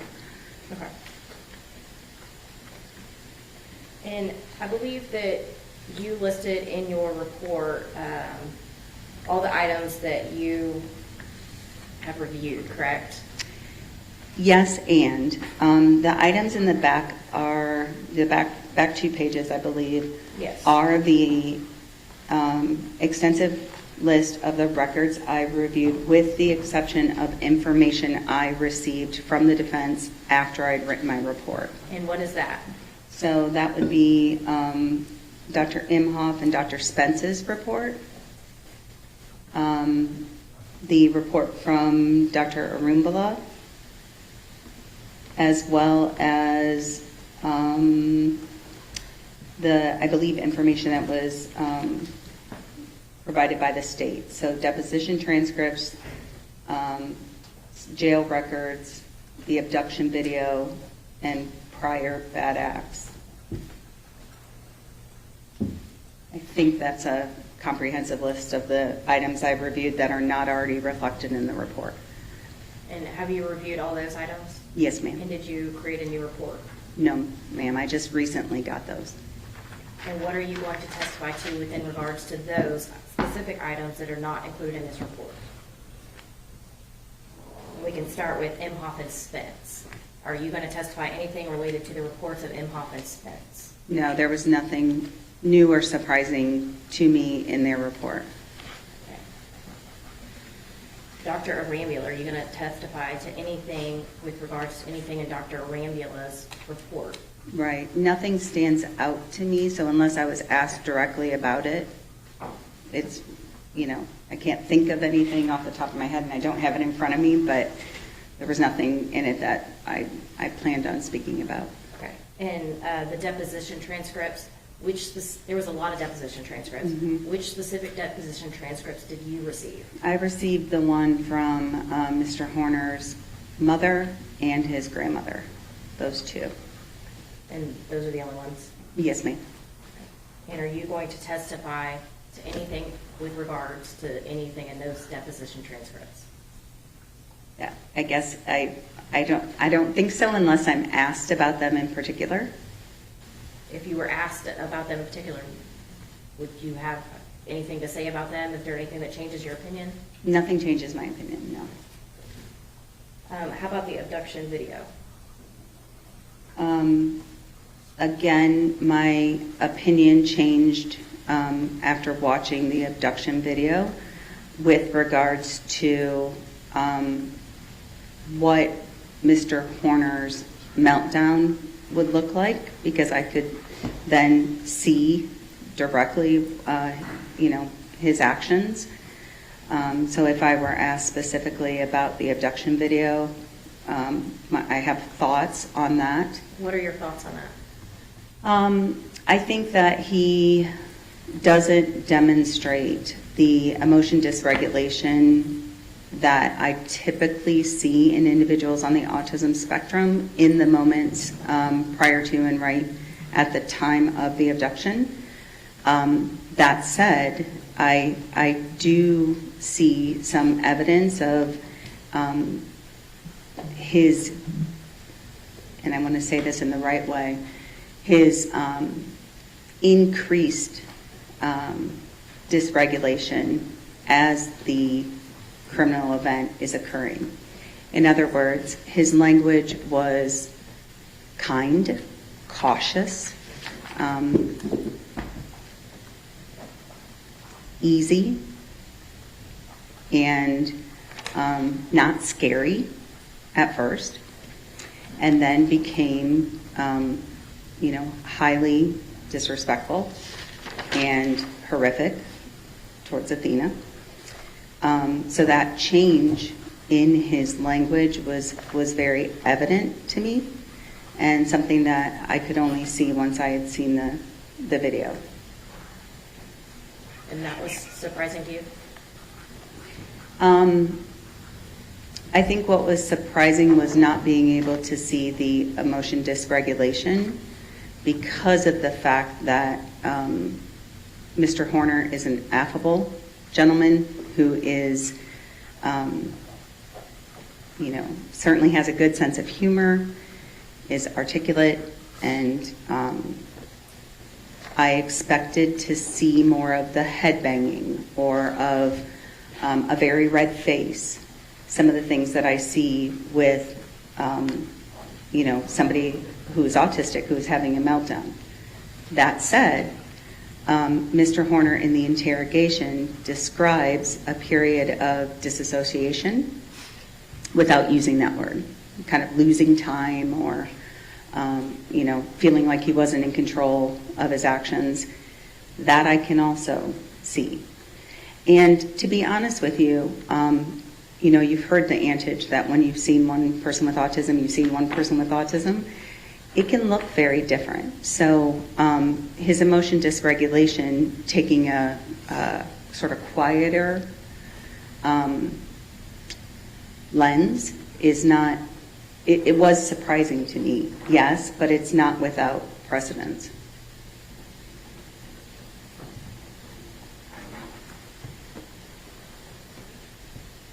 You also mentioned you reviewed the prior bad acts. Was there anything in there that you reviewed that No. changed your opinion or that you will testify to today? No, ma'am.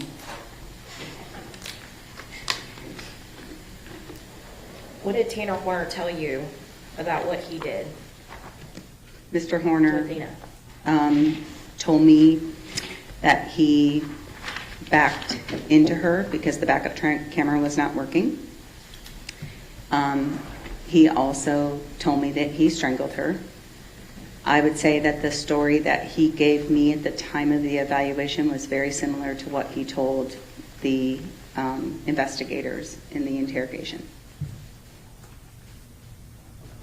So he lied to you. Yes, ma'am.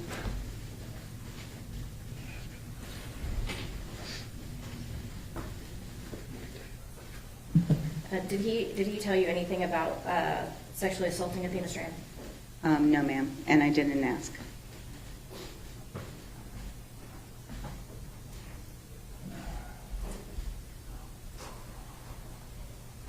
Judge, I'll pass witness. Okay, redirect. Just briefly, Dr. Fritz, will you be able to testify to any of the comorbidities or co-occurring diagnoses that Tanner possesses? Yes, I feel comfortable because of my many years of experience in working with individuals on the spectrum to talk about common comorbidities. And having reviewed the reports of Dr. Specht, along with Dr. Davies, I believe I can opine on those issues relating to lead toxicity and fetal alcohol syndrome. And so will you testify about how all of those diagnoses work together? Yes. And based upon your training experience, is that something that you were able to do? Yes. So within my scope, I certainly would never make a mental health diagnosis. I would never, talk about a specific medical condition outside of my scope. However, comorbid traits and how those and how the communication is hindered or affected by them is certainly within my wheelhouse. May I have a moment, Your Honor? Yes, ma'am.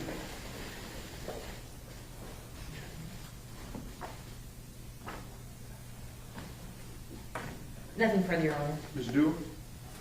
Nothing further, Judge. Thank you, ma'am. You step back in the office. Thank you, sir.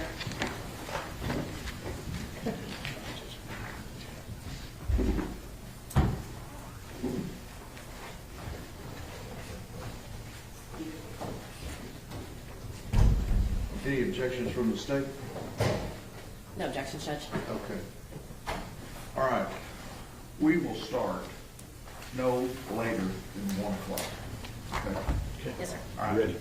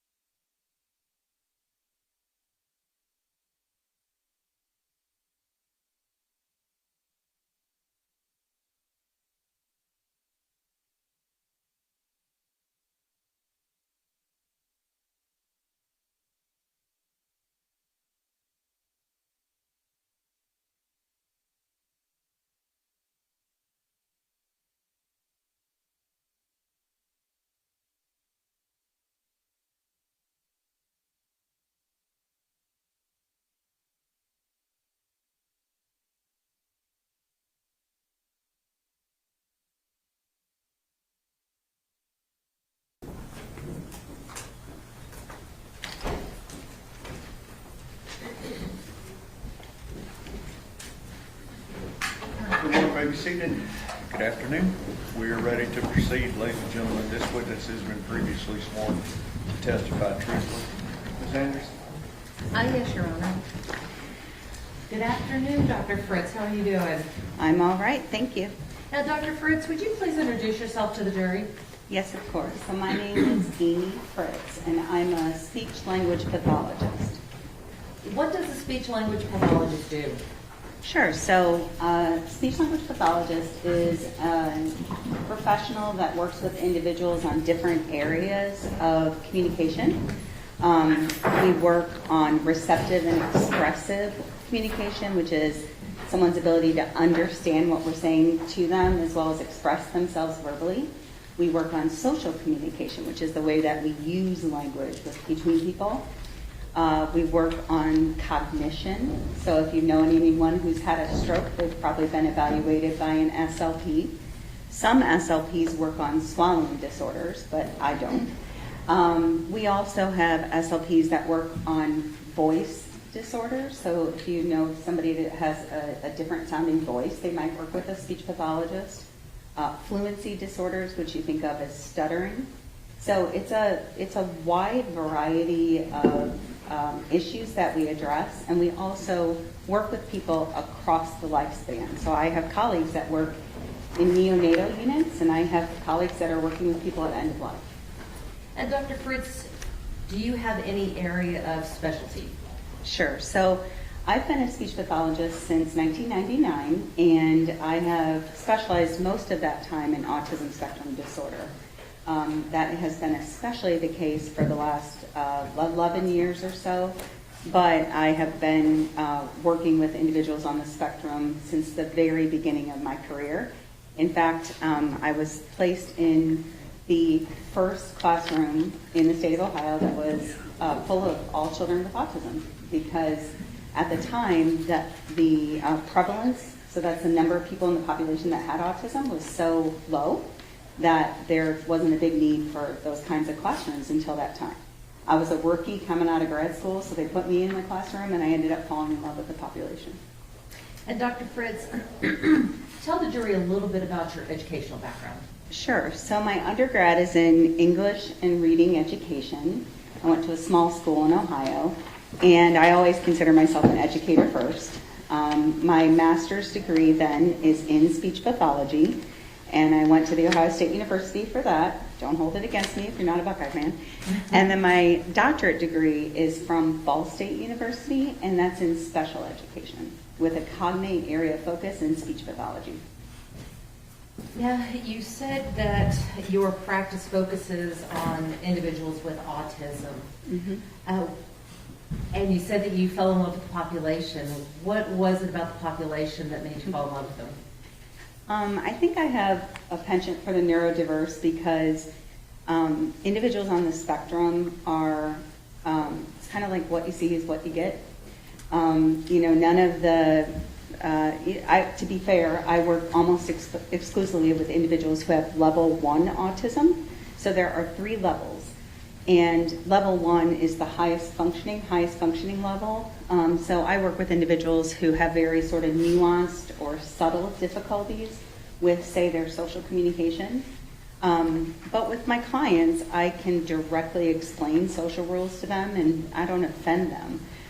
They just haven't learned them before. So to me, it's a really refreshing population to work with.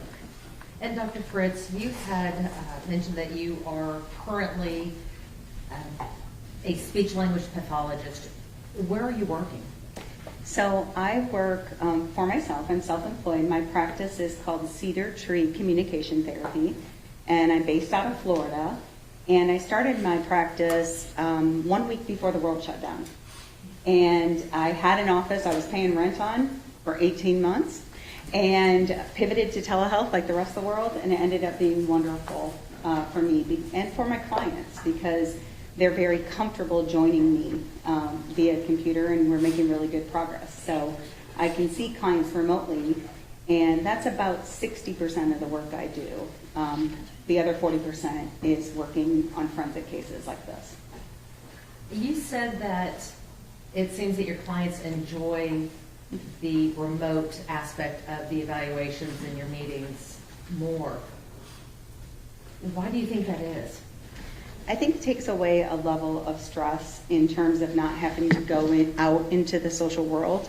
And the concern becomes whether there's going to be what we call generalization. So will they use the skills that we work on in the individualized sessions and then be able to apply them in real life? And I was really pleased when I surveyed my clients when the world started opening back up. I think at that time I had about 42 clients and only one of them wanted to come in person. So it's comfortable for them because you're meeting them in their home environment. I also don't have clients miss sessions because of the fact that if they're not on the session in 2 or 3 minutes after the start time, I'll text them and they'll join me from wherever they are. And that's very convenient for them. It's easy for me too. Dr. Fritz, one thing I forgot to ask you about, are you certified in your field? I am. So in order to be a speech language pathologist, you have to be licensed, and then you also can opt to get national certification. So my national board is called the American Speech Language and Hearing Association, and it is a governing body for speech pathologists and audiologists. And if you choose, you can do what's called a certification of clinical competence. We call it our C's. And if you get your C's, then you're nationally certified. It takes about a 9-month period of time where you're being supervised by a mentor. And then you take that certification, and that allows for the credibility to be recognized by the board. And then you have to keep up that credentialing through continuing education throughout your career. Dr. Fritz, have you ever presented at professional conferences? Yes, so I've presented at several state conferences.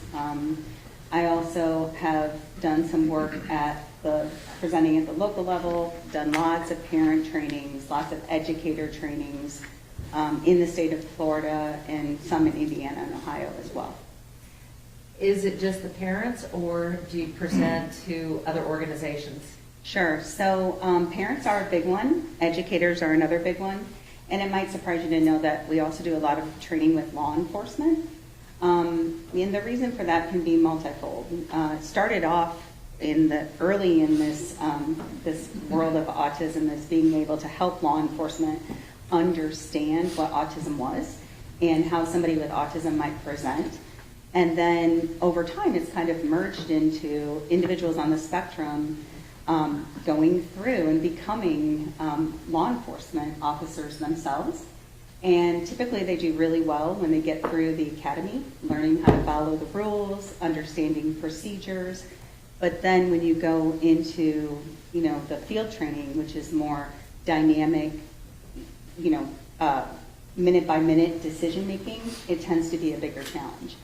And so with this extensive increase in the amount of autism in our community, we see autistic individuals in every career, every field, and so knowing how to best support them is an important part of what I do. And Dr. Fritz, I think you may have said this before, but do you work in both the clinical and forensic fields? Yes, so I consider myself a clinician first. The forensic work is important to me because it's important to me to make sure that justice-involved clients are understood in light of their autism. I think perhaps my favorite is when I can work with a client who either has become justice-involved or is in danger of becoming criminally involved, and we can work on, sort of rehabilitative social cognition strategies to avoid future justice involvement. Have you testified in both state and federal courts? Yes, ma'am. All right. Dr. Fritz, I want to turn your attention to this case in particular. Okay. Were you retained by the defense in this case? Yes, I was. What were you asked to do?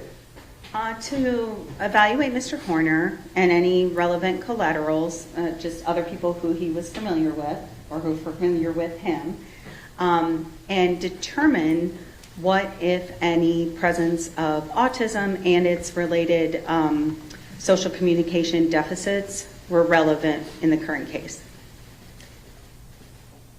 What have you done so far in this case? Sure. So I spent a lot of time reviewing records. So we look at educational records to get a good understanding of a client's history. I also looked at social history as much as it was available. So that's information about Mr. Horner's family life and how that might be relevant. I examined some medical records because he's had quite a few associated medical conditions and hospitalizations. Also did some interview with Mr. Horner directly, along with direct assessment with both him and with his grandmother. Dr. Fritz, what is your normal hourly fee for your forensic work? So it ranges depending on what I'm doing. If I'm traveling to come to a case or to go evaluate somebody, there's one rate. If I'm doing something high pressure, like sitting here talking to you, there's another rate. It averages out to $370 an hour. Approximately how many hours have you put into this case? So far, let's see, close to 100 hours. And how much have you been paid so far? So I think right around $15,000. Do you know what your outstanding bill is as of today, April the 27th of 2026? Hopefully my assistant does, but I'm going to guess that it's somewhere around 15 to 20. 1,000? Yes, ma'am. And Dr. Fritz, did you prepare a report of your findings? I did. And did you provide the court a copy of your resume? Yes, ma'am. Your Honor, I believe we have already offered Defense Exhibits 75 and 76 for all purposes. It's 76 and 77, and I was close. they have been admitted. May I approach, Your Honor? Yes, ma'am.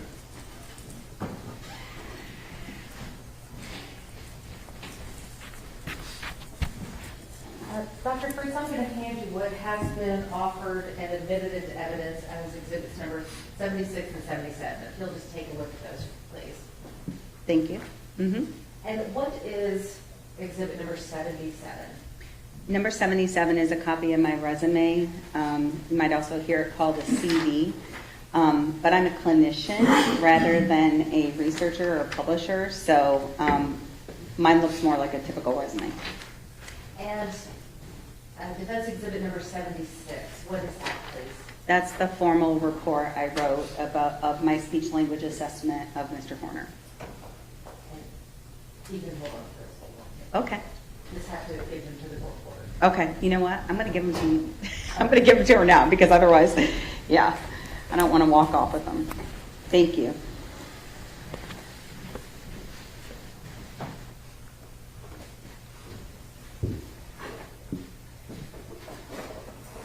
Dr. Fritz, you had talked about records that you had reviewed.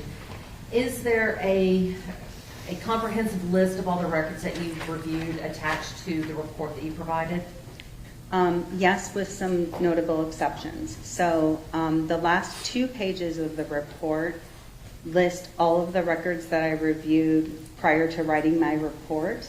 But then, since I've submitted my report, I've received some other pieces of information, videos, and records to review that are not explicitly contained in the report. Did any of the new information that you received change any of your opinions that are contained in your report? Not significantly, no.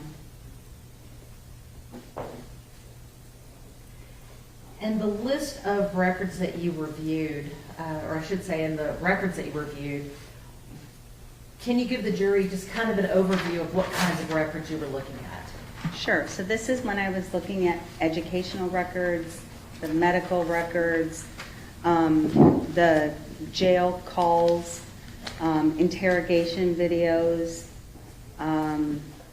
the body cameras from the police officers, I also looked at some depositions, so when individuals who know Mr. Horner well were deposed by the court, then I read those transcripts. I think that's generally the main ones. Dr. Fritz, in this case, did you perform any testing on I Mr. did. Horner? And I want to go back, Ms. Anderson, for just a moment, because I was remiss in not mentioning the fact that I also reviewed some other experts' reports. So, I'm sorry, can you repeat your question? Yes, well, I'll just build on that. You said that you had reviewed the reports of other experts. The reports that you reviewed from the other experts, did those experts do any testing? Yes. Did their reports contain the results of the testing? Yes. Did you use the results of their testing in formulating your opinions today? No, not directly. The only exception to that would be reports relating to diagnoses of fetal alcohol syndrome and lead-based toxicity. And really the only influence that has is to mention that several of the deficits that I noted in Mr. Horner's social communication can be caused by those conditions as well as by autism. Did you rely solely on the records to form your opinion? Solely on the records, the interview, my clinical observations, and the direct assessment. So let's talk about your clinical observations and the direct assessment. Were you able to meet with Tanner? Yes, ma'am. How many times did you meet with him? I met with him across 2 consecutive days while he was in the jail. About how long were your meetings with Tanner? I think we were 3 hours one day and 4 hours the next, or vice versa.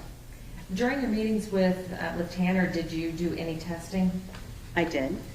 And can you give the jury just kind of a brief overview of the type of testing that you were giving? Sure. So I was looking at communication in particular. So I looked at assessments that are designed to determine his level of expressive and receptive language. Remember, I told you expressive is like how well you get a message across, and receptive is how well you understand.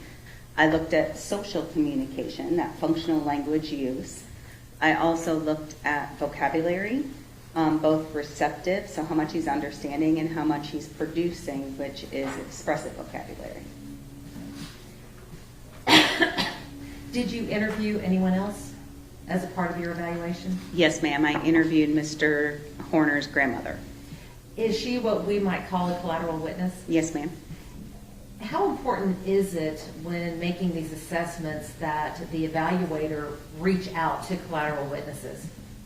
I think it's critical, and this isn't an offense to Mr. Horner. It tends to be true of the population, that a lot of individuals on the spectrum are not great self-reporters.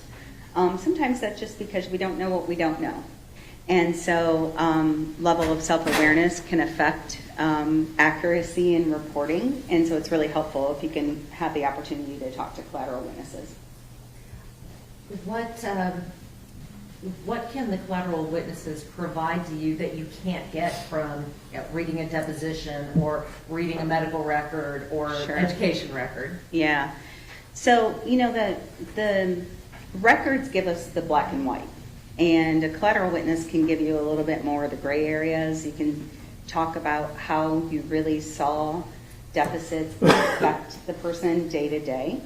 And so I think that was the main purpose that I got out of it. Also just to verify that this has been a lifelong condition, because one thing that, if you don't know already, you'll learn about autism is it's a diagnosis that is present from the time of birth and is present throughout life. So there's no cure for autism. Most of us in the field say that we're not looking for a cure for autism because it's a difference. And at the same time, we recognize that it is a lifelong condition. And so seeing and talking to somebody who has that lifelong perspective helps validate rather the results that I found in testing. Well, let's talk about the results that you found in the testing. Please give the jury a brief summary of your findings from the testing. Sure. So, in short, his receptive and expressive skills it's a horrible diagnosis, guys. It's mild to severe. It's severely impaired. The reason it sounds like that is because Mr. Horner has what we call splinter skills. So some of his skills are really within normal limits or rather high. He's pretty good at following directions until they get too complex. He's got some good ability to answer direct questions, but for questions that require things like inferencing or a lot of recall is harder for him. So some of his skills, and vocabulary is another one. It's a nice strength of his, with totally within normal limits. Whereas some of the challenges that he presents with are rather severe. So being able to understand and use more nuanced or subtle language, being able to change your language based on the environment or the context that you're in. So, and I'm going to stop I'm there. sorry. What do you mean by subtle language? So subtleties in language are the difference in how we say something, not just what we say. So if I were to say to you, how you doing? Joey from Friends, right? You would know that I was being flirtatious. It wasn't a great flirtatious imitation there, but you get the point. Whereas if I said something like, how are you doing? I'm being empathetic or showing concern. And that goes into that social language piece, but also we see it evidenced in more complex sort of sentence structures. So things like concept words were harder for Mr. Horner to understand and to be able to use in his own speech. He also has a significant difficulty with what's called narrative discourse skills. What is that?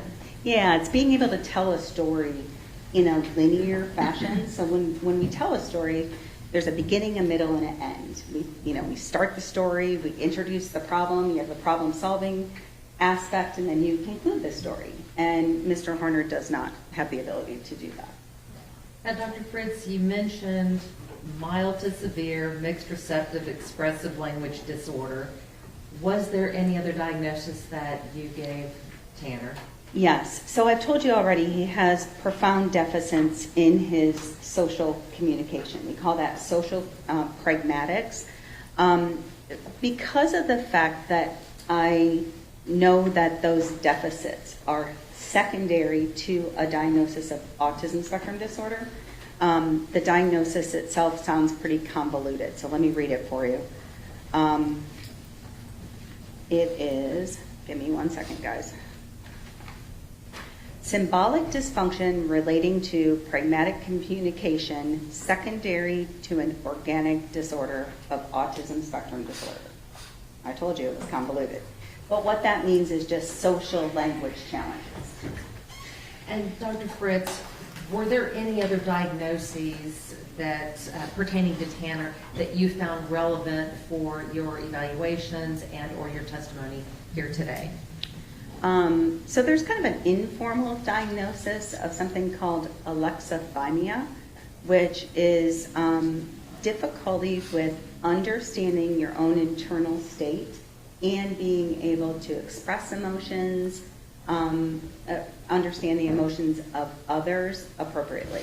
It's fairly common in autism. We see it in about 45 to 60% of autistics, whereas in the general population it's about 10%. And also, as I mentioned before, the lead toxicity and fetal alcohol syndrome diagnoses that I read about from other experts also are comorbid conditions that are relevant. I would also mention the mental health diagnoses that are really well documented for Mr. Horner, things like, severe depression, history of significant self-harm and so forth, that all goes into play in understanding where he is now in terms of his functional communication. I want to take you back to the symbolic dysfunction relating to pragmatic communication. What is pragmatic communication? So it is language functioning. So it's the use of language and doing so for social purposes. Why is it important? Well, I'm a little biased, but communication is important for every aspect of life. When you're a child, then social communication is how you make friends and how you become well-liked by your educators. When you're getting older, it's how you ask a girl on a date and get her to say yes. It's then how you interview effectively for a job. It also has to do with being able to maintain those relationships over time. So it's, you hear about, for example, relationships falling apart, and the number one reason we hear about is that we have a lack of communication, and that's social communication. What does it mean to have a symbolic dysfunction related to that pragmatic communication?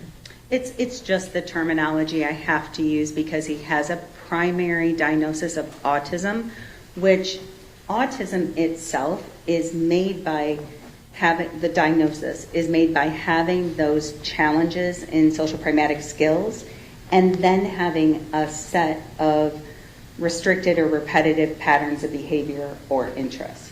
So I say it's like two sides of a coin, and social communication is one side of that coin. Well, how much of the criteria for diagnosis of autism is related to communication? So you have to. So if you think of it as two sides of the coin, you have to have all three of the indicators for difficulties in social communication, and then you have to have two of the four patterns of restricted or repetitive interests and behaviors. Those would be things that you think of when you hear about autism, things like sensory differences or insistence on sameness, whereas the issues relating to social communication have to do with things like social emotional reciprocity, understanding nonverbal communication, and being able to follow conversational acts and turn-taking rules, and being able to build and maintain interpersonal relationships. Well, doctor, let me ask you this. Can a person be diagnosed with autism without having those social communication deficits? No, ma'am. So what kind of social communication deficits or challenges do you typically see in your patients? So in my field, there's an adage that says if you've met one person with autism, you've met one person with autism. And so it can look different for different people. But we see commonalities, challenges with things like emotion regulation, being able to manage their reactions to problems. We see difficulties with conversational skills and routines, maybe interrupting a lot, or not knowing when it's their turn to participate, or difficulty sliding into a group conversation. See difficulties with things like making and maintaining friendships. I also see a lot of clients working on being able to send messages where the messages they send match their intentions, whether that's nonverbal or verbal. Did you see any of these social communication deficits in Tanner? Yes, I saw all of them in Mr. Horner. I want to go back to some of the testing that you did. Okay. Specifically talking about assessing pragmatic communication. Is there a particular test or set of tests that you give related to assessing the pragmatic communication? Sure. So because of Mr. Horner's age, it's not like I can give you a standardized score and say here's how impaired his social pragmatics are, because we just don't have those assessments available for adults. But what I gave him was an instrument that is a video-based instrument. It provides normative information, so standardized information for somebody up until the age of 18. But it basically shows a little social scenario, and then you ask the client, did something go wrong here? And either something did or didn't go wrong, and the client then has to identify what went wrong and how it should be fixed. What did these tests show?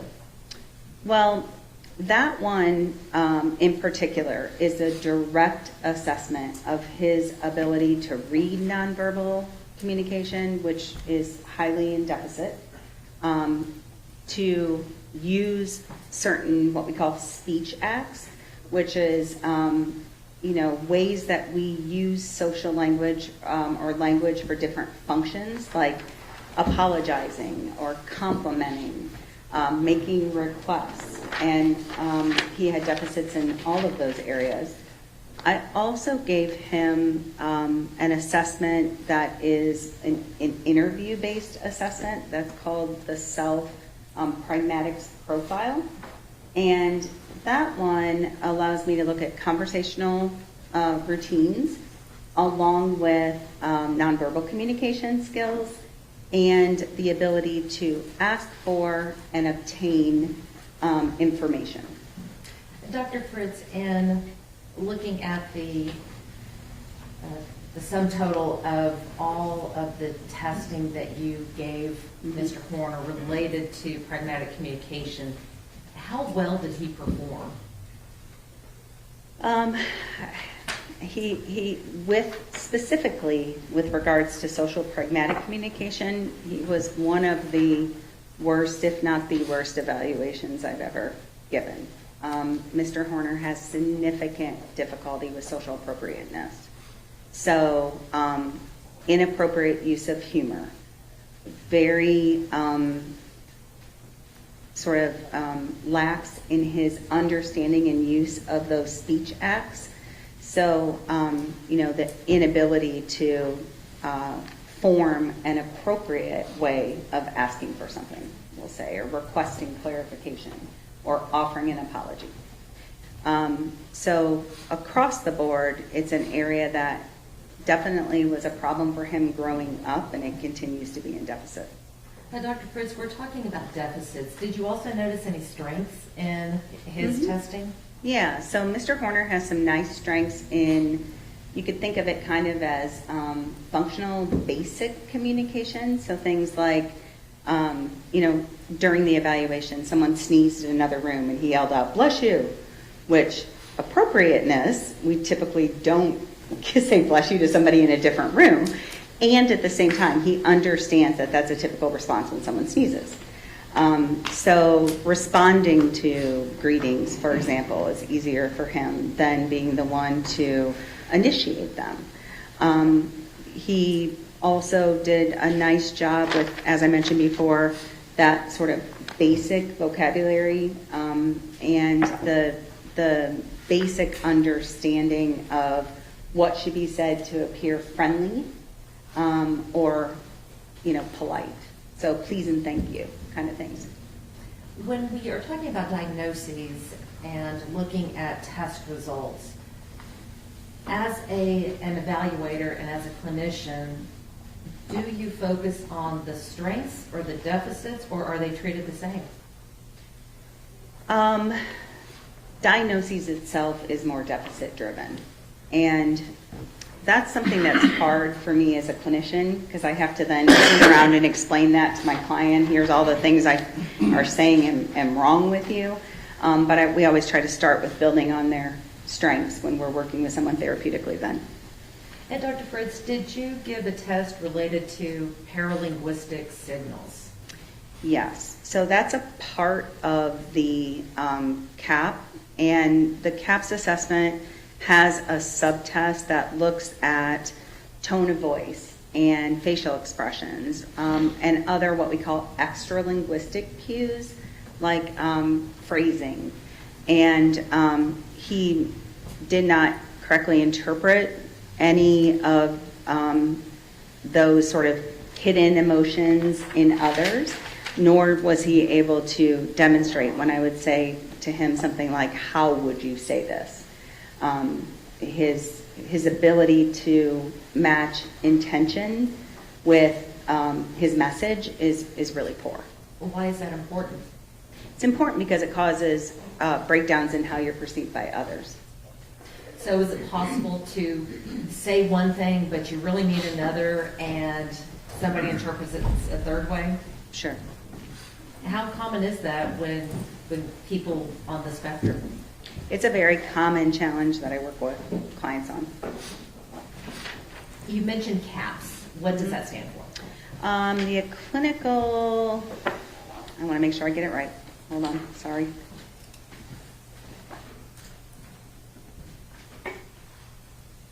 Clinical assessment of pragmatics. Okay. And these other tests are just subtests of that clinical assessment? Yes, that's correct. And Dr. Fritz, you also mentioned alexithymia. Am I saying that right? It's alexithymia. Alexithymia earlier. Can you give us a little more explanation on what it is and how that plays into the CAPS evaluation? Sure. So the alexithymia is actually evaluated somewhat informally through a Likert type of assessment. That's when you get strongly agree versus agree and so forth. And his answers all indicated that he was sort of largely unaware of his own emotional experiences, and that can lead to strain then in interpersonal relationships. Alexithymia in general means like that difficulty understanding your emotions, but then also difficulty communicating those to others. I want to switch gears a little bit. I want to talk about autism. Okay. How much of your practice is devoted to patients with autism? Probably about 95%. I do also have some clients that have social communication deficits specific to anxiety, and so like social anxiety. You previously said that you had reviewed records in this case. Mm-hmm. Based upon your review of the records, were you able to determine if Tanner had a historical diagnosis for autism? Yes, it was diagnosed when he was young, and there were multiple indications of that diagnosis being confirmed throughout, which is really not even necessary. Once you're autistic, you're autistic. It doesn't go away. And Dr. Fritz, what was that initial diagnosis? He was diagnosed with Asperger's syndrome, and you've probably heard that term before, but it's a historic diagnosis. We no longer use that term. And it's basically what we now would call level 1 autism. Some individuals who are diagnosed with Asperger's hang on to that, feel that it's a strong sense of their personal identity. They may even call themselves an Aspie. And at the same time, it's not a diagnosis that a psychologist or a neuropsychologist would give at this time. You had just said that some people identify themselves as Aspies. Mm-hmm. Is that uncommon to, when you first meet somebody, say, "Hi, my name is Susan, I have Asperger's"? It would be uncommon because of the fact that I think we're still in a society where we're trying to understand neurodivergence as a difference as opposed to a deficit. It's something that I hope is becoming more common as I work a lot on self-advocacy with my clients. How important is self-advocacy? It's huge. It's pretty much everything. Being able to let people know what you want and need and why is really critical. And it's something that, we do it in ways that are subtle when we don't get to have autism. But autistics sometimes have to be directly taught how to self-advocate in ways that are appropriate. I always say it's not about crutch, it's not an excuse, it's an explanation. So you're not saying that autism is the reason that he committed this offense? No, ma'am. You're not saying that autism is an excuse for this offense, are you? Absolutely not. Is autism a defense for what happened? No, not at all in terms of guilt or innocence. Mr. Horner, by all accounts, knew right from wrong, and there's no reason to believe that an autistic doesn't know right from wrong. It can be a mitigating factor if you consider the influence then of his actions, especially after the crime. And I'm sure you've heard lots about, or you're going to hear a lot about, things like the jail calls and the police interrogation and his behaviors during those situations. And I think that's where, considering his language, his speech acts in light of that diagnosis is where it's most relevant.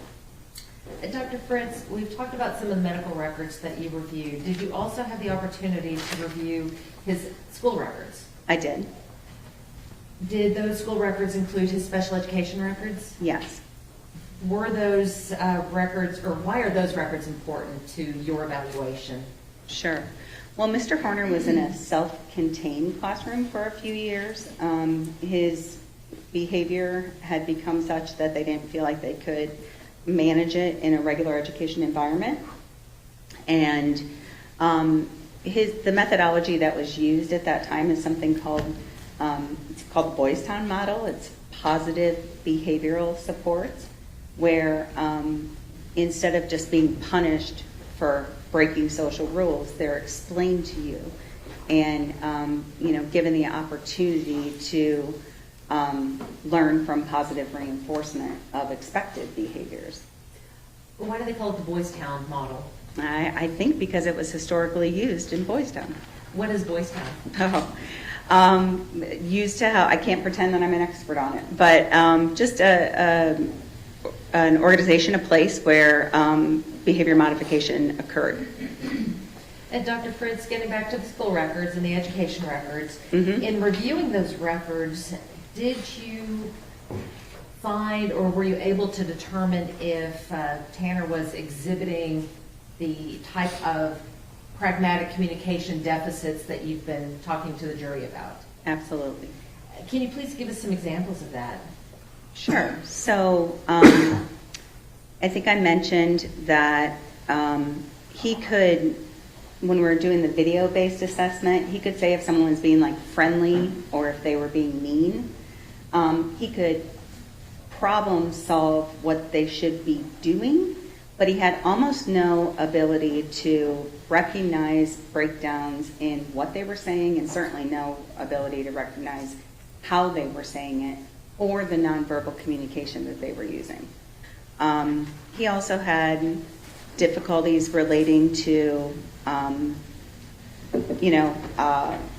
interpersonal reactions or interactions. At one point, he told me that watching a clip of a young man kind of stumbling when he was approached by an attractive girl was very uncomfortable for him because he could almost see himself in that particular actor's behavior, but he didn't know how to fix it. So I also saw definitely no ability to correctly interpret social expectations like hidden emotions. That's if someone says, well, how are you doing? You're like, oh, I'm okay. And they just keep going without saying, oh, it doesn't sound like you're really okay. What's wrong? You can't do that. He tends to take language at the surface level instead of being able to understand, non-literal or inferenced language. He also has what we call very weak theory of mind development, which is just perspective taking. So perspective taking is me thinking about you, thinking about me. So it's like this morning I woke up and I thought, oh, I better put on a suit because I'm going to go sit on a witness stand and I want them to think I'm professional. And that's me thinking about how my behavior, my words, my actions would influence your opinion of me. And Mr. Horner has very weak theory of mind. Well, Dr. Fritz, With regards to the records that you reviewed for the school records, Mhm. looking at the records that you reviewed and the evaluation that you performed of Mr. Horner, did you see consistent deficits across the board? For sure. So the educational records highlight his extreme difficulty with interpersonal skills. Lots of talk about sort of, and Mr. Horner said he, likes to be a know-it-all.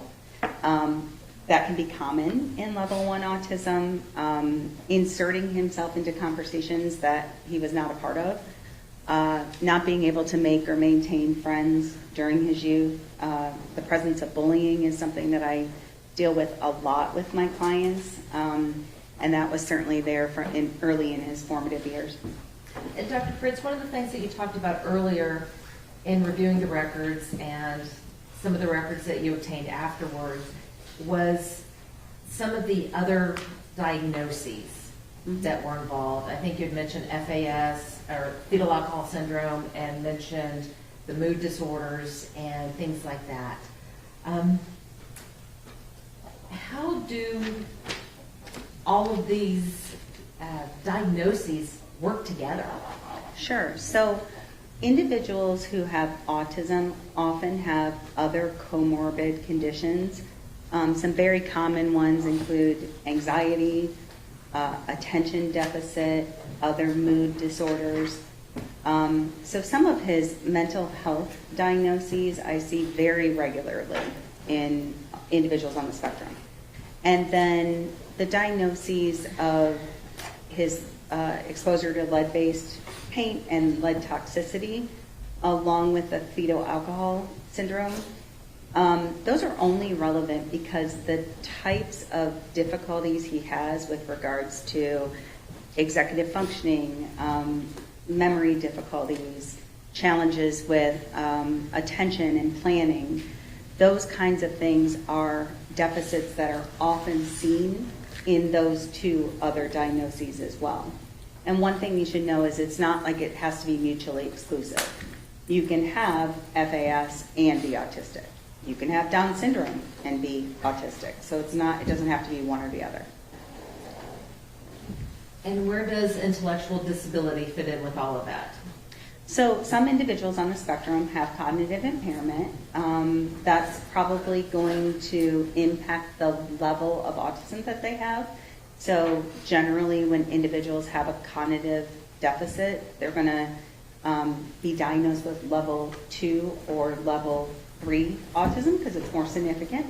Mr. Horner's cognitive abilities are within normal limits.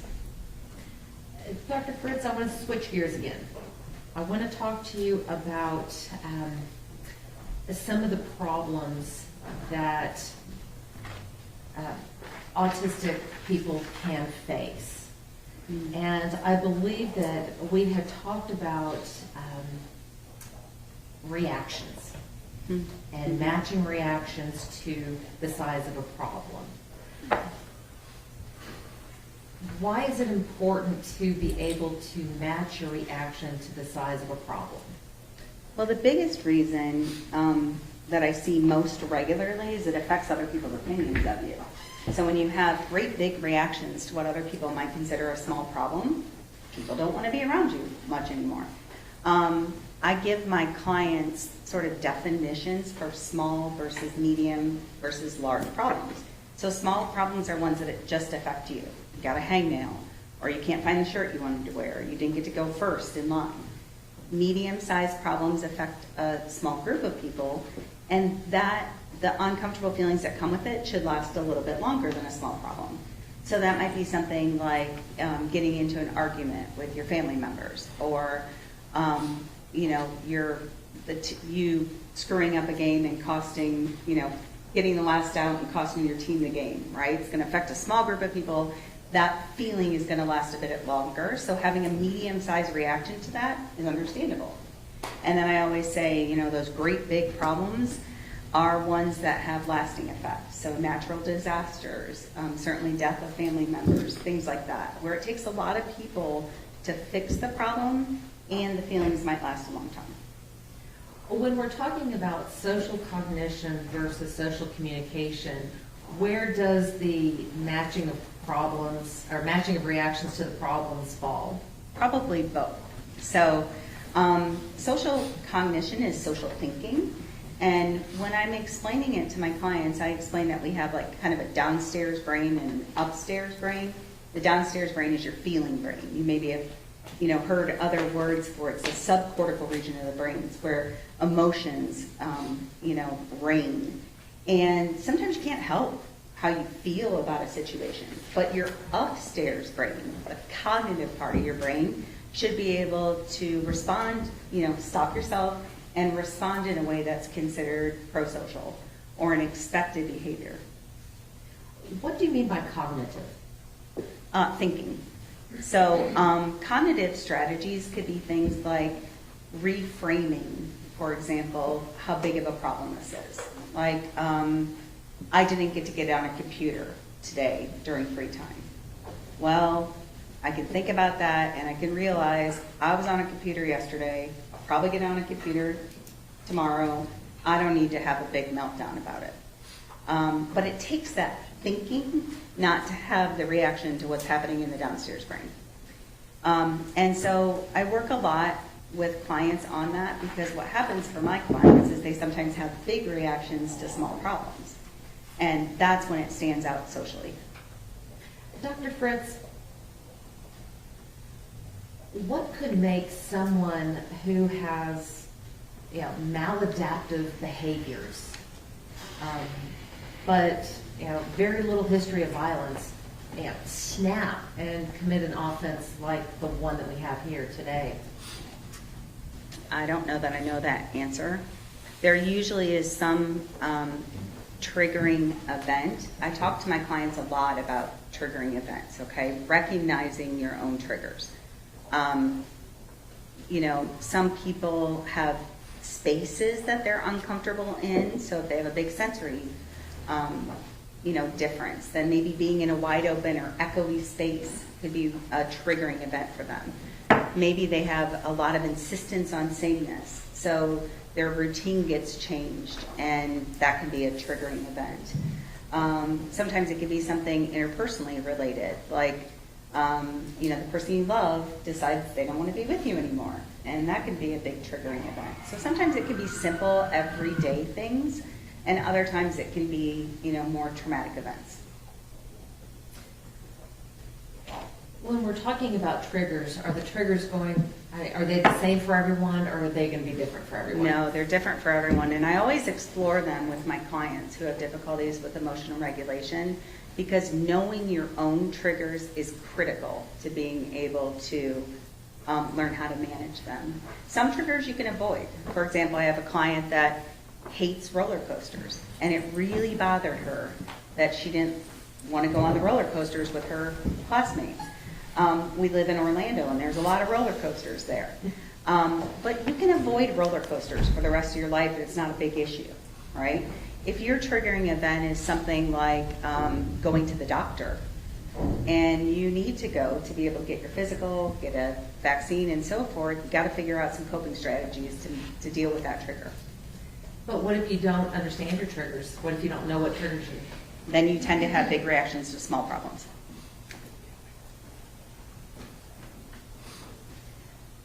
We talked a little bit about social cognition, and you did speak a little about the theory of mind. Mm-hmm. I want to talk, now I want to move into how theory of mind may have impacted Tanner's reactions related to this incident. I want to kind of give you a hypothetical, okay? Okay. Let's say that you have someone who is on the spectrum and has been previously diagnosed with autism, and there have been a number of personal stressors and triggers going on in that person's life. That there have been, let's say in my hypothetical, let's say that they've had group changes for their delivery job. There have been financial stressors at home. There have been familial stressors at home, okay?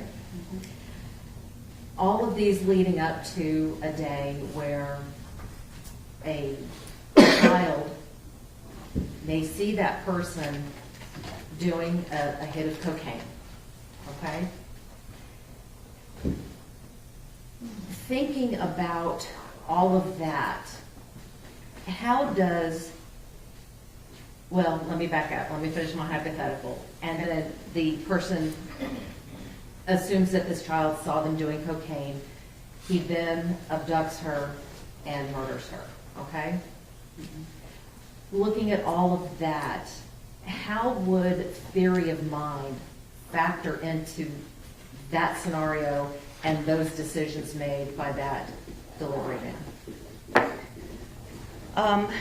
Well, I would say theory of mind is about understanding somebody else's perception of you. And if your cause to action is to abduct a child and kill them because you think that they may have seen you do cocaine, you are definitely not understanding their perspective. First of all, a young child may not have any idea what cocaine is or what it looks like to use it, or that it's against the law. I'm not saying that that is obviously a reason to do anything as heinous as abducting a little girl and killing her. And at the same time, it hypothetically could be a triggering event. Is this an example of where we're talking about big reactions to what could be little problems? That would certainly fit that. When someone has a big reaction to a little problem, how does that deal, what effect does that have on that small problem? Does it keep it a small problem? Oh, it's interesting that you asked that, because I always explain it to my clients like this. If you continue to put energy into a problem without taking the time to calm down first, you're probably going to make the situation worse. So I always say when stress goes up, the ability to problem solve goes down. Language processing goes down. Okay? It's an inverse relationship for all of us. And so it's why we say, I just need a minute, I'm not ready to talk about it right now, because we need that time to calm down before we work towards socially problem solving something. So then I tell my clients, if something is in your locus of control, so something that you can actually change, that's something to put your energy into. You can't figure that out when you're up here emotionally, if you're dysregulated. So first you got to calm down, and then you can find out if it's within your control. And putting your energy into things that are within your control can affect positive change. Putting your energy into something that is outside of your control is probably just going to make the problem bigger, or at least keep it the same. Dr. Fritz, we've been talking about social cognition. Part of social cognition, would that include something known as central coherence? Yes. So central coherence is the idea of not being able to see the tree through the forest, or the forest through the trees, I think is how the saying goes. It's that idea that one small detail can take precedence over the big picture. And it tends to be a challenge, especially when people are dysregulated. But a lot of individuals on the autism spectrum have significant difficulties with central coherence.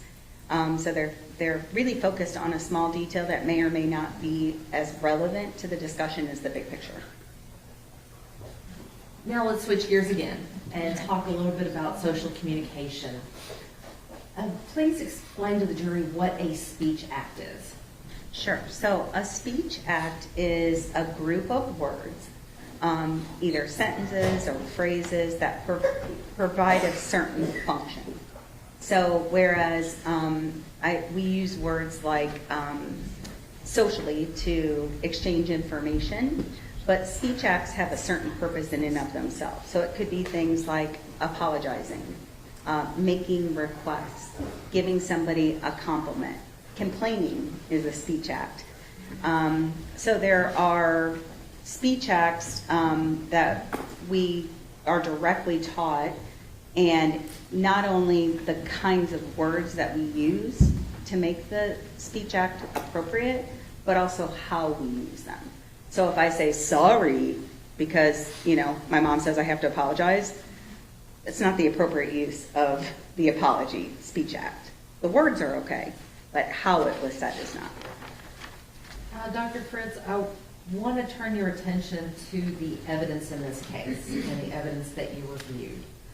Did you have the opportunity to review all of the interrogation videos in this case? I believe so, yes. Did you also have copies of the transcripts of those interrogation videos?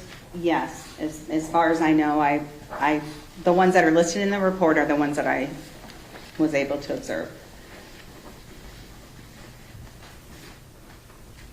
In these interrogation videos, did you notice any of the deficits that you have spoken about today? Yes, it's the speech acts was really obvious to me because there would be a build up in the interview. This is specific to the December 2nd interview, where the investigators were building to what you and I would recognize as an opportunity for an apology.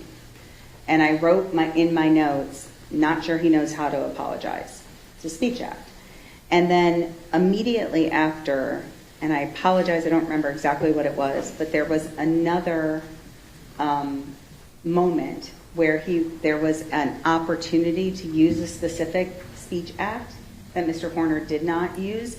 And my notes say, give the caps, because that was the caps, C-A-P-S.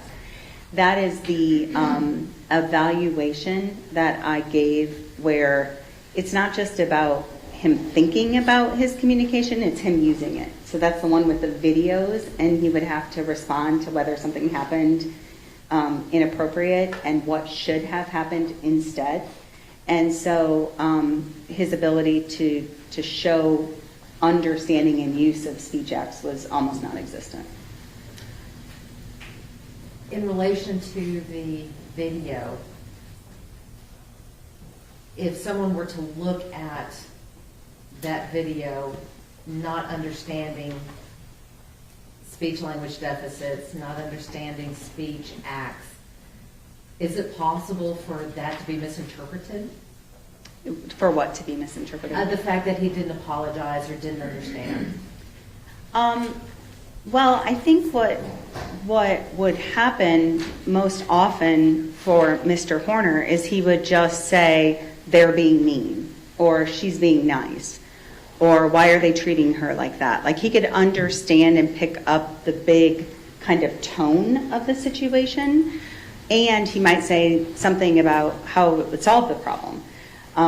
But he never knew or expressed the words that could be used to solve the problem, or how to use them. And in not expressing those words, could that be misinterpreted? Absolutely, because when we don't use expected social behaviors, that tends to be when someone tells you you need to start using an expected social behavior. So those of us who are neurotypical pick up on all sorts of social communication expectations incidentally.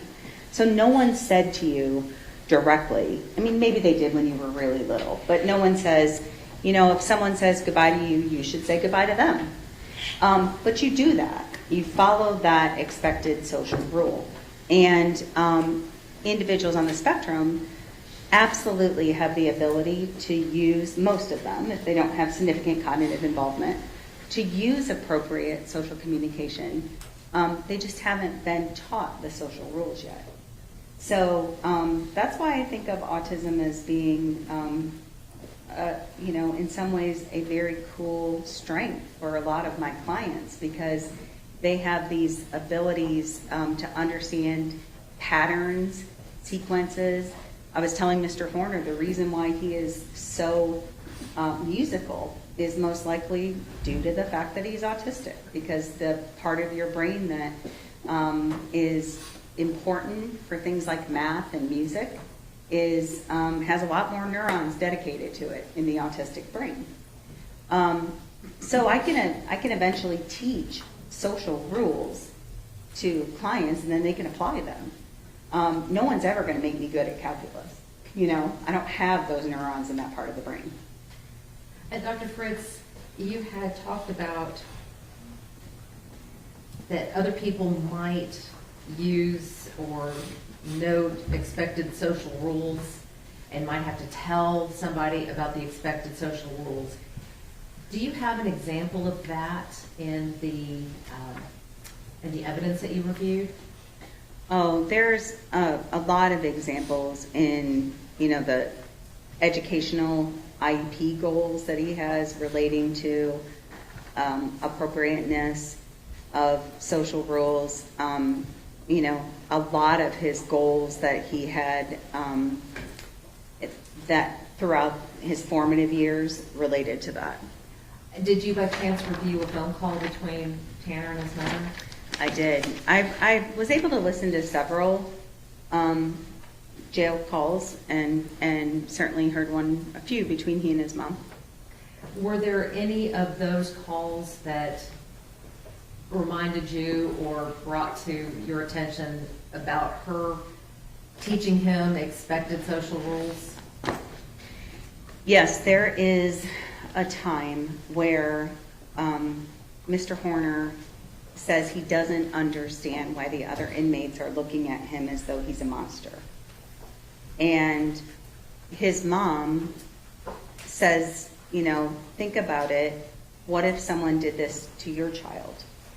And only then was he able to kind of put himself in, you know, the Strand's shoes and understand the impact. So that was an example of his mom knowing what he needed to be able to empathize with their family. Dr. Fritz, I want to take you back to the first interrogation video. Mm-hmm. Let's talk about Zero. Okay. Do you have any reason to believe that Tanner has multiple personality disorder? So I'm not an expert on multiple personality disorder. However, I can tell you that I'm really good at knowing when someone's not being truthful. And as I was watching the interrogation video, it was just pretty obvious to me that Zero does not exist, and that Mr. Horner was kind of using him as a tool to maybe tell the story of what had happened. Is that uncommon with autistic people?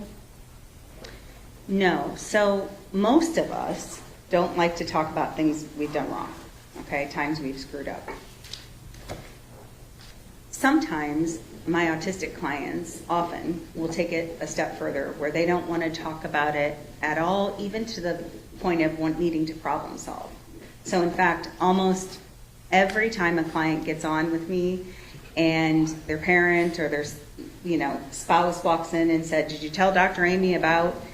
And then my client says, "I don't want to talk about it." I say, "You know what I'm going to say, which is, you tell me you don't want to talk about it, it's exactly what we need to talk about." Because that's usually when change needs to occur. So talking about their social miscues or mistakes in third person seems to be helpful.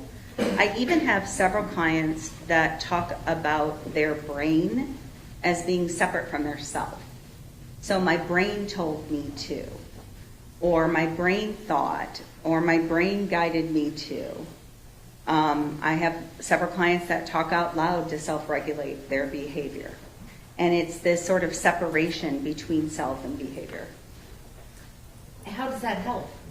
Being able to separate yourself from your behavior? Yeah, I think it has to do with the emotional intensity of the situation. It's why we use a lot of video modeling in my field, so that first we'll start off by showing a clip of someone using the expected behavior or the maladaptive behavior. That's not my client. and ask them to look at it, describe it. My clients can be pretty good about picking out, the differences in that third person perspective. But then when you video model them and put a video of them, especially when it includes a misstep or a miscue, that becomes emotionally upsetting for a lot of clients. That's pretty typical. So is it easier for them to talk about themselves in the third person rather than in the first? Yeah, either in the third person or they talk, like I said, they talk about their brain. Which it was honestly, it's not something that I've seen. I didn't see it in literature. I recognized this during my my clinical work, and it just started coming up repeatedly. The idea of thinking of themselves almost as separate from their brain. Now, Dr. Fritz, you talked a little bit earlier about social rules. Mm-hmm. How do we learn social rules? So some of them, like the basics, your parents teach you. Tell them please, say you're sorry. Mr. Horner does a pretty good job with the basics. He's uses greetings. He'll, especially if someone else initiates them. And then the other ones we learn kind of by trial and error. So, for example, I have a client that really wanted the attention of his peers, and he didn't know how to get it in a pro-social manner. So when he was at youth group, he would start throwing beanbags at people. Well, not surprisingly, that didn't get him any friends at youth group.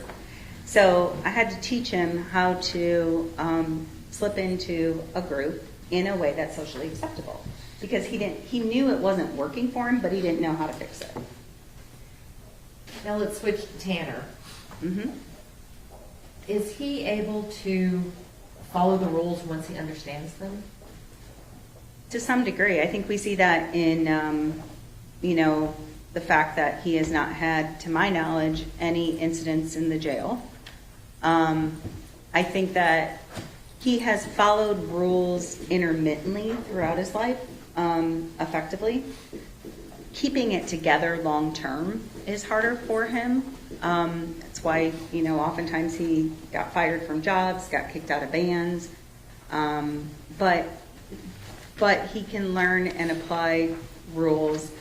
And we saw that, I think, most evidence best. And there was a period of 9 visits with a speech language pathologist that did home visits. Her name is Marietta Weaver. And his response to her intervention was sort of ideal in his understanding of the rules that she taught. The challenge with pragmatic social communication is the demands continue to change over time. So when you're little, you have to learn how to share toys with other people. When you're older, you got to learn how to ask somebody on a date or how to get a job. And then you have to learn how to, deal with a coworker who's a pain in the butt. So everything continues to evolve and change over time. So do the social rules that go with it. And Dr. Fritz, you have worked in the forensic field. Mm-hmm. So you understand that in pleading guilty to this offense, Tanner will spend the rest of his life in prison. Mm-hmm. How important is following the rules in prison? Well, it can be life or death, for sure. I work with some clients that are preparing for incarceration. I work with a couple of clients who are incarcerated. And I can tell you that general population will make sure that you understand the rules if you're not applying them. And I will say that there's not opportunities for isolation in prison for anyone who's in Gen Pop.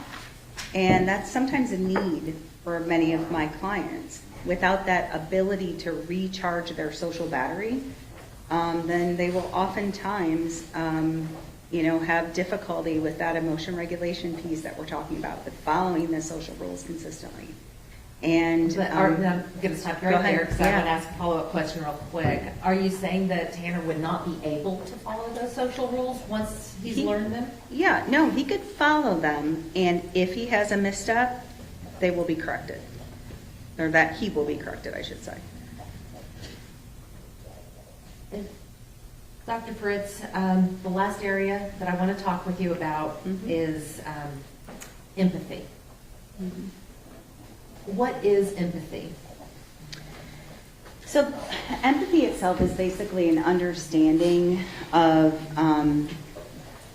what someone is experiencing and the ability to relate it to self. So cognitively, you would say like, oh, I see what you're going through.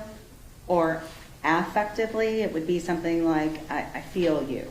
I understand it, okay? And empathy is then has a second part, which is not just understanding it, but being able to communicate that to others. Is empathy the same as sympathy? No, sympathy is more, it's like more base level. It's just, I can feel sorry for you, but I don't have to, it's almost like pity.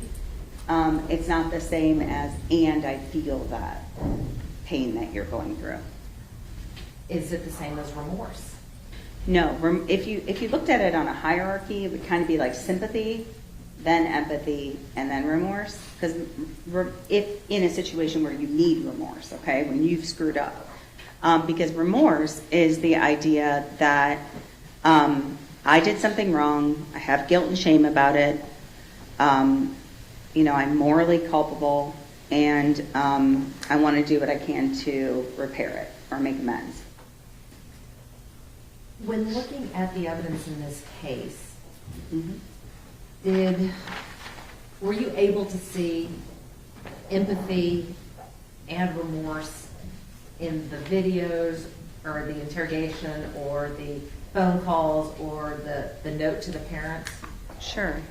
So first of all, let me start with the empathy piece.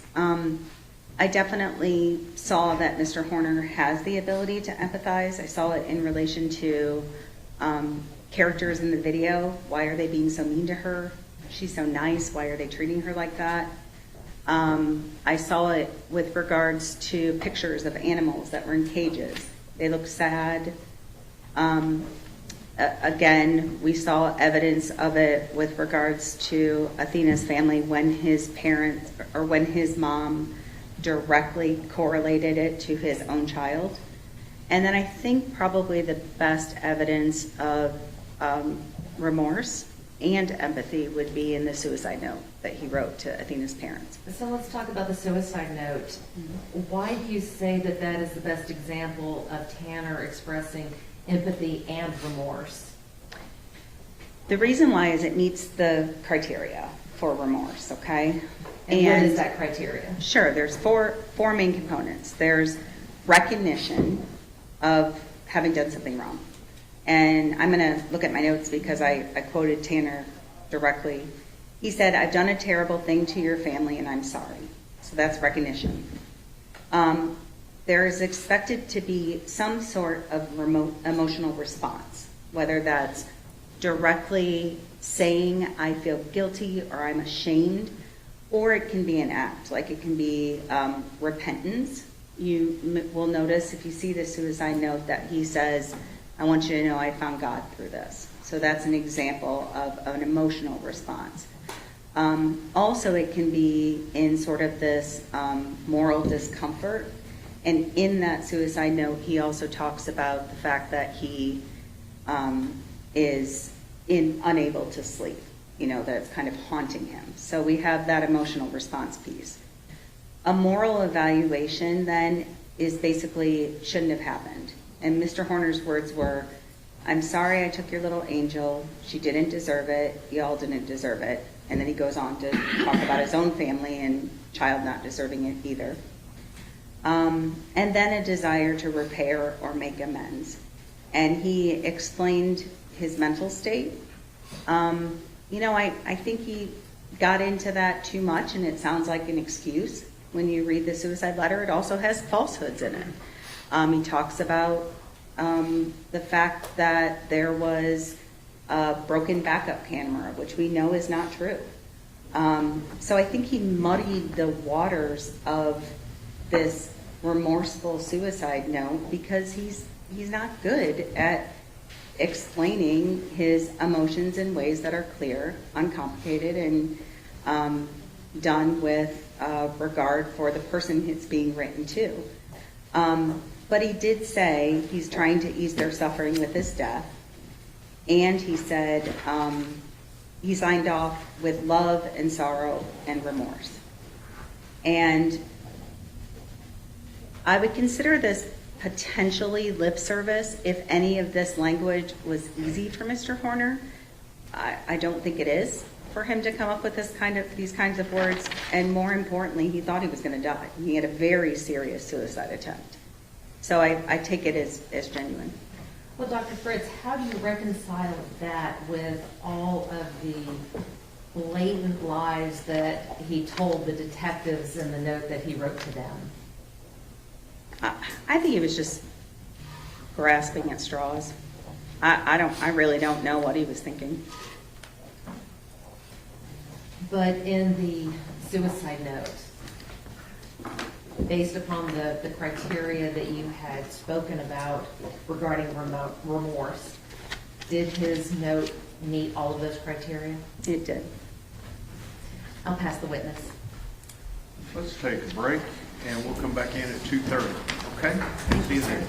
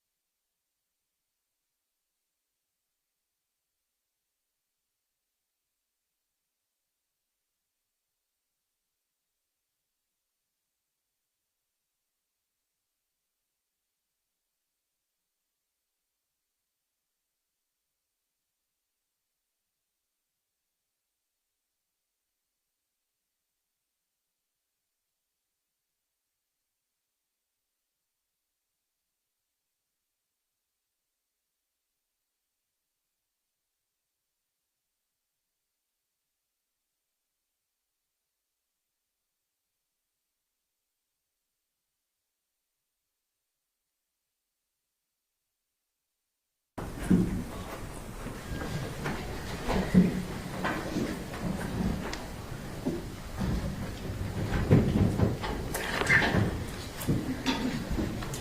right, cross-examination, Ms. Jewell.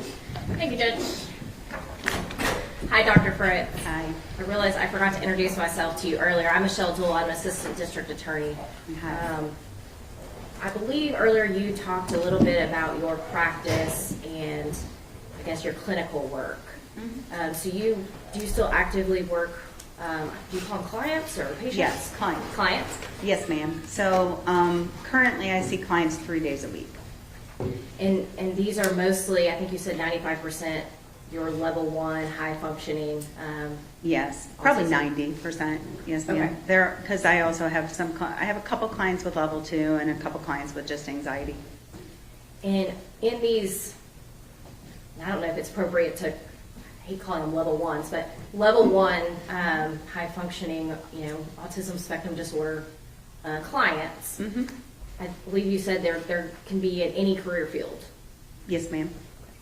And so they're actively in the workforces. Yes, some more successfully than others, but yes, people with autism are in every act of life and doing amazing things. So just because you have level 1 autism does not mean that you're going to commit a crime or that you can't be a functioning member of society. Would you agree with that? Absolutely, absolutely. Kind of talking a little bit about this case. You first met the defendant, I believe, in January of 2026. Is that correct? That sounds correct. Mm-hmm. Okay. That's a little bit more than 3 years, I believe, since this crime occurred November 30th of 2022. Is that right? Yes. Okay. And your opinions in this case, really, you looked at all the expert reports that you got from other doctors, and then it was all self-reported type things from the defendant to your corner. Is that? No. So I did direct assessment. So, and I did records review and social history. So, and collateral interview. So definitely not all from Mr. Horner. That's a small portion of it. Okay. And you talked about the test. So there's no standardized testing for somebody, I think you said over 22? That's correct. Okay. So you took what maybe would have been given and kind of adapted it? That's correct. Okay. So some of the assessment that I gave his grandmother, which is an interview-based assessment, can be used throughout adulthood. His receptive and expressive vocabulary ones provided normative data that's used throughout adulthood. But the CAPS, that's the one where it's the little videos, that maxes out at age 18. So I scored it as though he was 18 just so I could get a sense of severity, and it came out as severely to profoundly impaired even if he were 18. And Dr. Fritz, you talked about records. How important were reviewing the records in this case? I think educational records tell a big story. And you did not review all the records that could have been provided to you, did you? I don't know. I did review the ones that were provided, but I'm not sure what other ones exist. So did you review all of his medical records in this case? Only the ones that you see listed. So you reviewed the specific reports from the defense experts in this case, correct? That was some of what I reviewed, and then I also reviewed the educational records, his medical records from a couple different facilities. And you did not make any diagnoses though in this case, I other than what you talked about earlier, those two that you made. Correct. But you didn't make a diagnosis of autism spectrum disorder, correct? No, ma'am, I don't have the credentials to do that. And you didn't make a diagnosis of any type of neurodevelopmental disorder or alcohol exposed? No, ma'am. If the branch of fetal alcohol syndrome that you were speaking of? Right. You didn't make that diagnosis? No, ma'am. In reviewing his records, did you review his social media records? No, I was going to say no, but then I did see some thing that came from the state I'm trying to think. I think it was the information that was provided to Dr. Roombala, and there was some description of his presence on social media. But you didn't review the entire Facebook or Instagram records that there are, correct? I don't know what the whole record is. I saw some, but I didn't see it. Okay. And you spoke about reviewing the, I think you called it the abduction video. Mm-hmm. That was obviously from the FedEx truck, correct? Mm-hmm.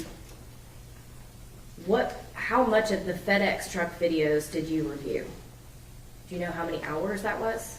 I saw, there was a PowerPoint that was sent to Dr. Roombala that kind of had an integrated video clip with a little description. I reviewed that, and I reviewed the audio recording. Again, if I knew, it wasn't hours. So if I told you that there was 30 to 40 hours of FedEx Did not see that. camera video, you did not see all that? That's correct. Did you see any of the video that was prior to the abduction? I saw a video of Mr. Horner that day doing other deliveries. That full 8 hours of his day? Yeah, so I saw like where the video would be stopped and it would say like stop number 1, and then it would show a short snippet of him. Okay, so But you did not watch the actual video? no, ma'am. Okay. And did you watch any of the FedEx video that showed what the defendant did after the crime?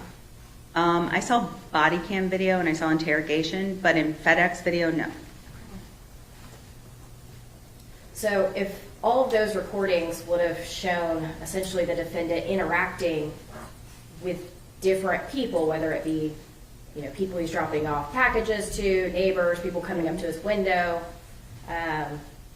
just general conversations prior to the crime, would that have been helpful to you to see how his language skills were working? So I did see some of that. So in the clips that you mentioned, like there's a dog that's comes, and so he has to slam the door, and he has a short greeting or exchange with somebody. So there's a few examples like that, just little short snippets of communication. But is there more? Yeah, there's 40 hours. Yeah, of no. video. Yes, it would have been helpful to see more. Okay.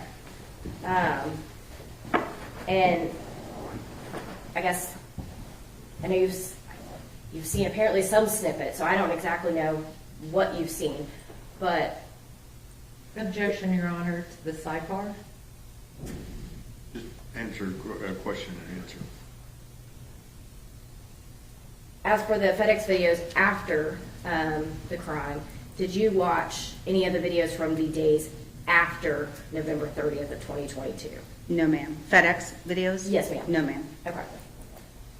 Do you think that would have been helpful in knowing how he was interacting the days after the crime? It might have. I can tell you that the video snippets that I saw during, the day of the crime, and also the interrogation videos of him after the crime, weren't surprising to me, because the language that he was using, say with other people on his route, was in keeping with what I expected to be his strengths.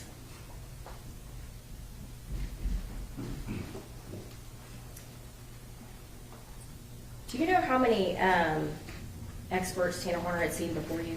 Objection, Your Honor, relevance. Over. No, I don't. And did you contact, in part of your review, any of the school providers that actually worked with Tanner Horner No, ma'am. when he was young? No, I did not. Do you believe that they would have given him some of these exams? Given him some of what do you mean? The test that you have spoken about, you said that they are only good until they're 22 years old. Oh, correct? yes. So that's interesting. When you look at his educational records, there's a lot of focus on behavior. Judge, objection, non-responsive. Sustain. So the question. Hang on. Sorry. Wait till she asks you the next question. Okay. So as for your specific exam, you went and adapted the test, correct? Mm-hmm.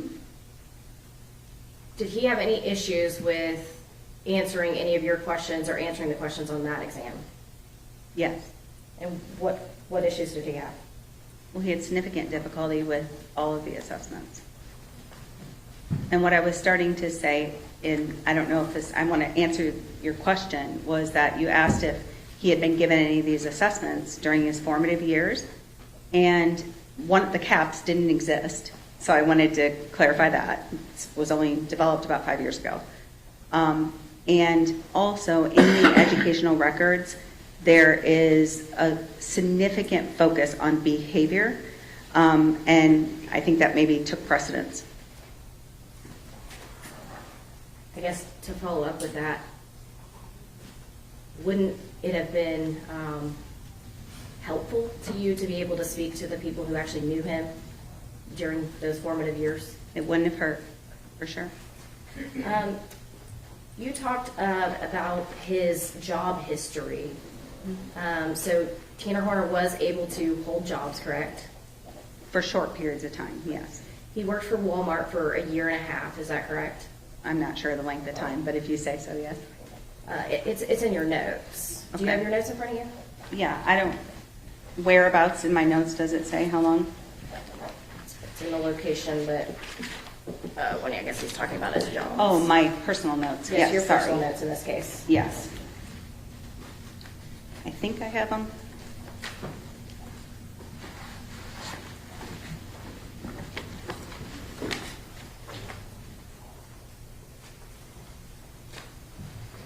And I apologize that you had to try to read my writing. It's okay, and your notes aren't numbered, but, so I'm just, and I can tell you they're one, two, I think the 5th page.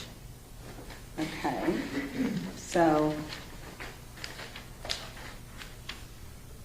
oh yes, and he was fired when he had an altercation with a customer. Yes. Mhm. And so did he get in a fight with the customer, or? I don't remember the specifics on it. I apologize. So he worked for a year and a half, but then he got fired for altercation with a customer. Mhm. Okay. And he also had a job at Albertsons. Mhm. I believe there, Tanner Horner stated he was on K2 and he got in a fight with his cock-blocking roommate. Yep.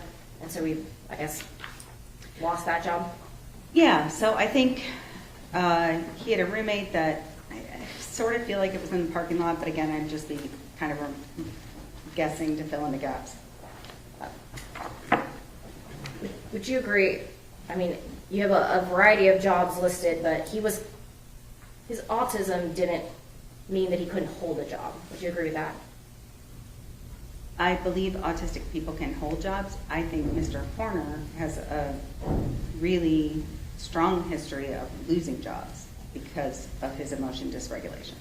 And didn't he say that he quit nearly half of his jobs due to, quote, a lack of work ethic on his part? Yes, which can also go hand in hand with a diagnosis. Sometimes we see reduced motivation. So yeah, work ethic problems, interpersonal problems, those seem to be the two biggest reasons he lost jobs, along with transportation issues at times. As far as, your diagnosis in this case, you said it was like mild to severe impairment, but you did find that from some areas he did have strengths, correct? Mm-hmm. And one of the areas that he had strengths is he could make and respond to greetings appropriately, correct? Mm-hmm. So yes. Yes. Sorry, the court reporter is going to make you say of yes, course. ma'am. Sorry. And he can understand clearly stated rules, correct? Yes. And he can apologize appropriately, correct? I don't know that I have I'm trying to think if I have strong evidence. The only evidence I see of a real apology would have been, that I can think of, is in the suicide letter. Okay. I think in that context he did, but I'm not sure that I've heard evidence of apologies in general. And then I'm going to refer you to page 16 of your report. Thank you.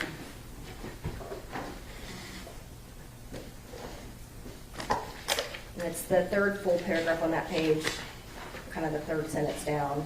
But you specifically state that he revealed several social pragmatic strengths. He consistently makes in response to greetings and farewells. He shows a sense of humor. He apologizes appropriately, offers help to others, and understands posted or clearly stated rules. Yes, so this is this is the section that is from the, let me make sure I don't speak out of turn here.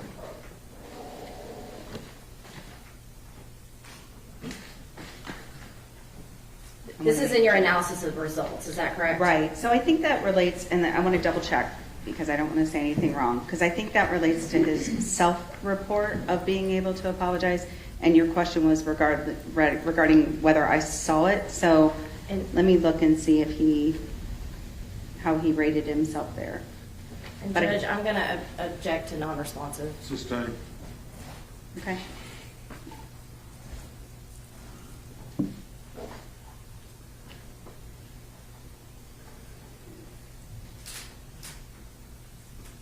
You stated that during his evaluation, he demonstrated a good sense of humor, correct? Yeah. And within that sense of humor, while you guys were doing your evaluation, he actually made a joke about an otter.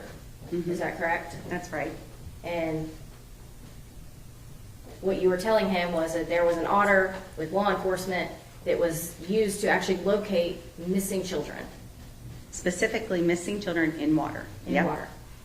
And his response was to essentially make a joke saying, you know, and he used, I guess, a word play, and instead of otter, he said odder. That's right. The D's, is that correct? That's correct.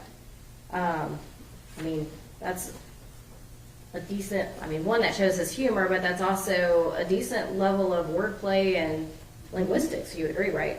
Yes, he has a really good sense of puns. His use of sarcasm is also very good. His ability to accept it from others is much more difficult.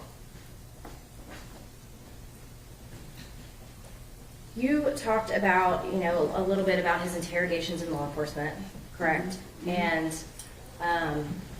in your view, you saw some evidence of some of these language issues.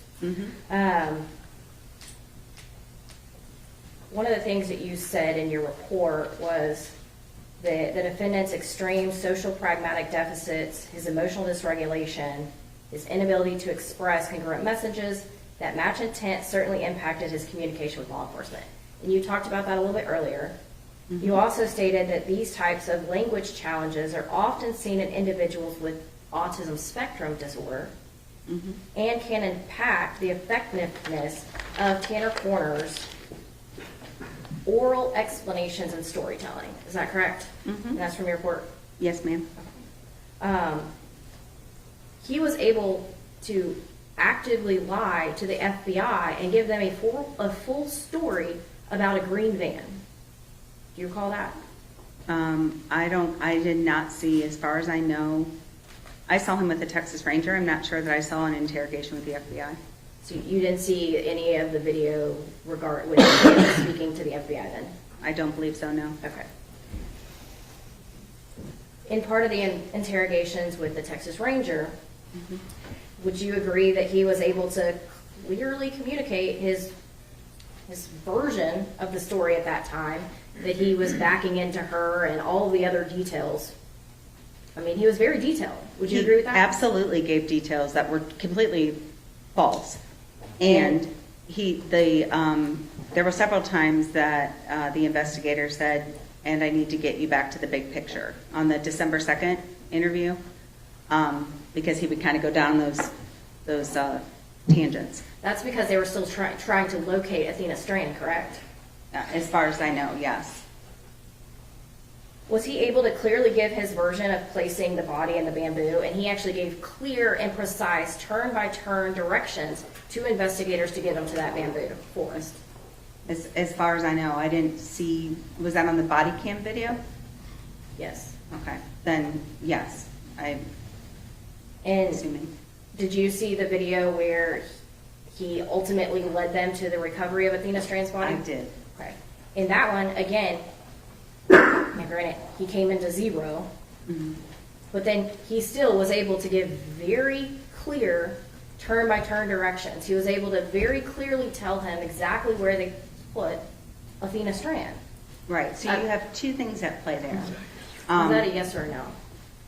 What was your question? He was able to concisely and very clearly give turn-by-turn directions and explanation of where Athena Strand's body was found in Bobo's Crossing. Yes. Correct.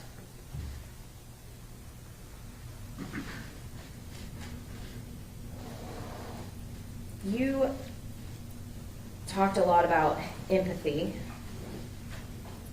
and I kind of want to talk to you a little bit about that. You reviewed all the letters that he wrote with his suicide attempt, correct? Yes. Okay. And you put in your report that that was, you saw in that deep empathy, was that correct? Yes. Okay. In a letter to law enforcement, you read that letter, correct? Yes. Okay. He denied responsibility and he blamed somebody else for the crime, is that correct? Yes. And you know that to be not true, correct? That's correct. Okay. Is that empathy to the family to leave them thinking somebody else out there killed their daughter? Of course not. In the letter to the family, Mm-hmm. he said, sorry, and so many people were affected by his breakdown, right? Mm-hmm. Not just your family, but my own as well, correct? Right. He said he owed it to you all to explain where my mind was at, but then he still gave untrue versions of the events. He blamed and talked about his Asperger's, not doing well with change, his different route, his being sold off to another company, but he still did not give a full telling of the events in that letter to the family, correct? Correct. Is that deep empathy to tell the family a version of the story that is still not true? He meets the criteria for showing deep empathy. He absolutely was giving falsehoods and inexplicably trying to cover his tracks. It makes no sense. It's not logical, but that goes to what I was saying about the inappropriateness of his social communication. And how is that remorse when he is still providing, even in this letter, that is supposed to be left to this family in this suicide attempt, he is still giving these falsehoods that would make them believe that somebody else was involved and still not tell them the full story of what he did to their daughter. That's remorse? I'm not sure I know anything about somebody else being involved. What are you The referring letter to? to law enforcement, he said somebody else was involved, correct? Yes. I thought you meant the letter to Athena's family. No. And then the letter to his family, he is still telling the incorrect version of those events. He's still How not is that accepting blame. remorse? He is not fully accepting blame for and he is trying to make an excuse. And at the same time, his language is indicative of remorse, and that's what I'm here to opine on. So he's fully not accepting blame and he's still blaming others. So, but you're saying that's What's remorse? the question? Is that remorse? Yes. And what he did say is remorseful. The lies that he told it doesn't serve any communicative purpose, which I think goes to the more evidence to the fact that he has such a significant social communication deficit. So you're stating that his language is stating remorse, but we can't really tell whether or not he meant remorse. Would you agree with that? Well, I said that I had 4 criteria for remorse that had to be communicated, and I'm going to object to non-responsive, Judge. Just time.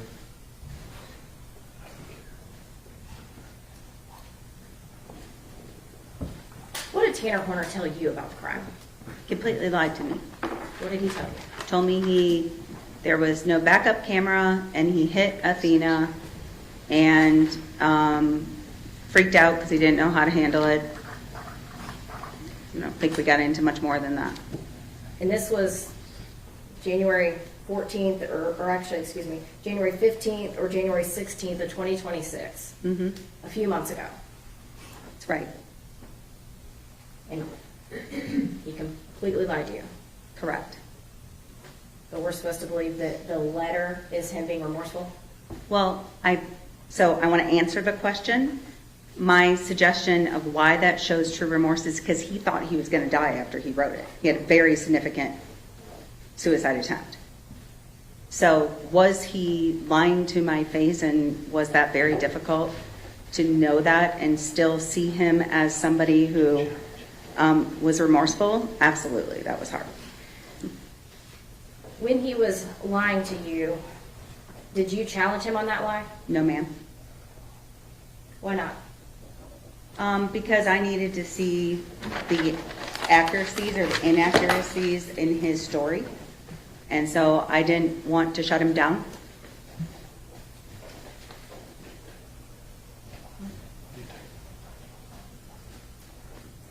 So what did he tell you about the sexual assault of Athena Strand? Did not mention it. And did you ask him? No, ma'am.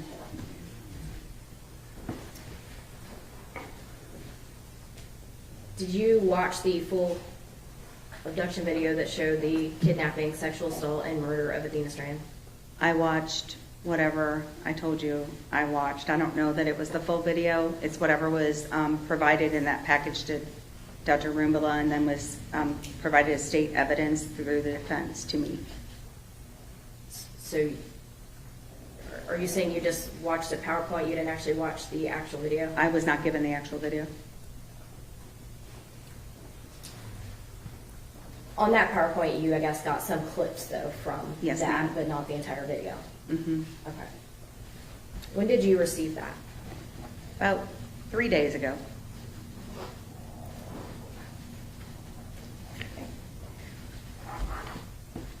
Were you surprised by what you saw? Yes, ma'am.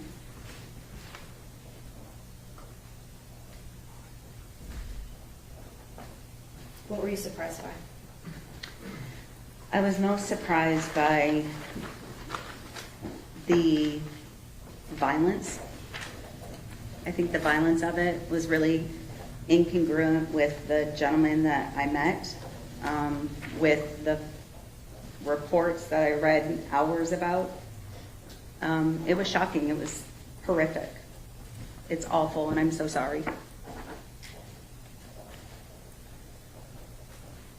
Were you as surprised that you weren't able to see the emotional dysregulation that you thought you would see? I was surprised by it, and I did see a significant amount of language variation from the beginning to the end of the video. But I don't see the red face. I didn't see head banging.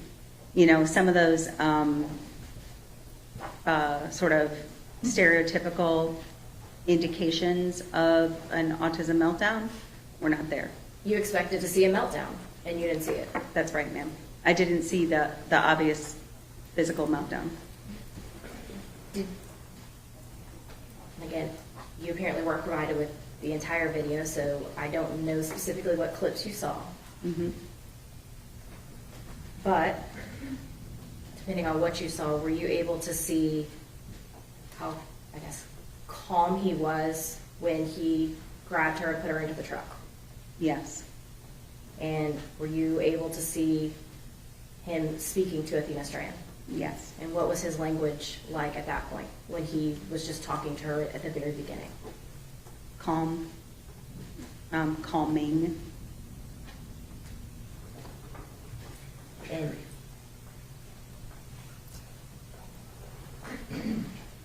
did you hear Tanner Horner say, "Don't scream or I'll hurt you"? Yes, multiple times.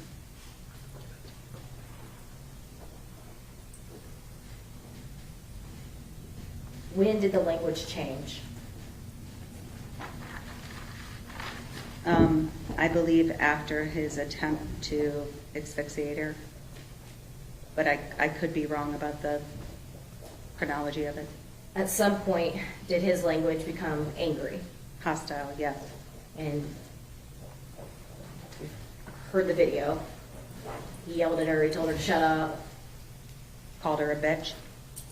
multiple profanities, horrible language. Would you agree? Horrific. His language changed when she wouldn't die. Would you agree with that? I would agree with that.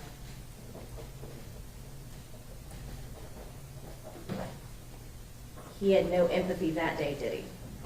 In that moment, I don't think he was empathetic to Athena, no. In fact, afterwards, he was seen smoking a cigarette, looking content.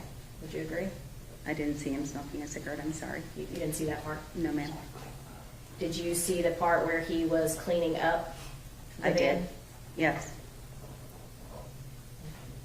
Did you hear him talking on the phone to his boss, making up a lie about him throwing up?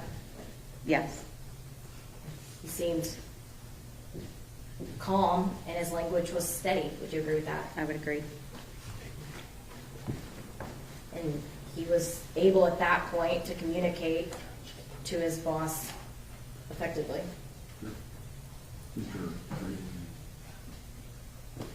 All right, 10 minutes, we'll call you right back in.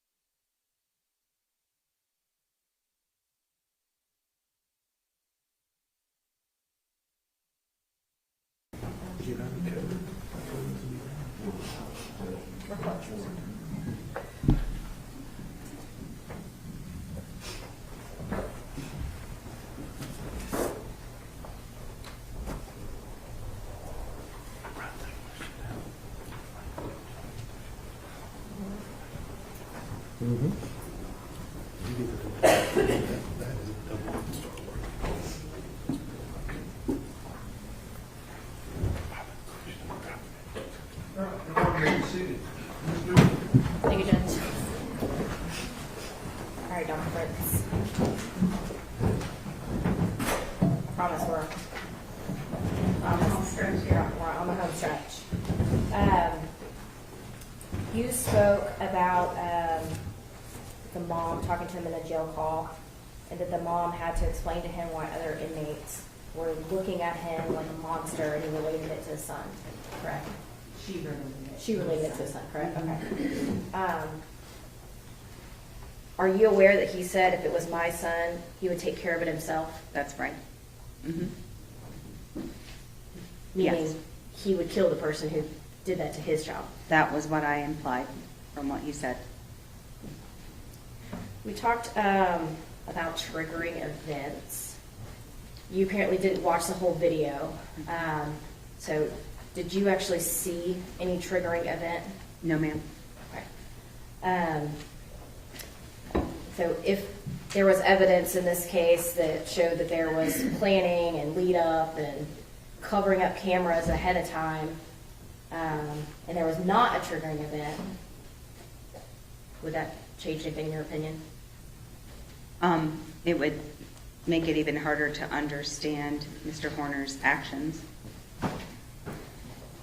You were given a hypothetical that said if there was all this stuff going on, right, and there was cocaine use, did you actually see any cocaine use? No, ma'am.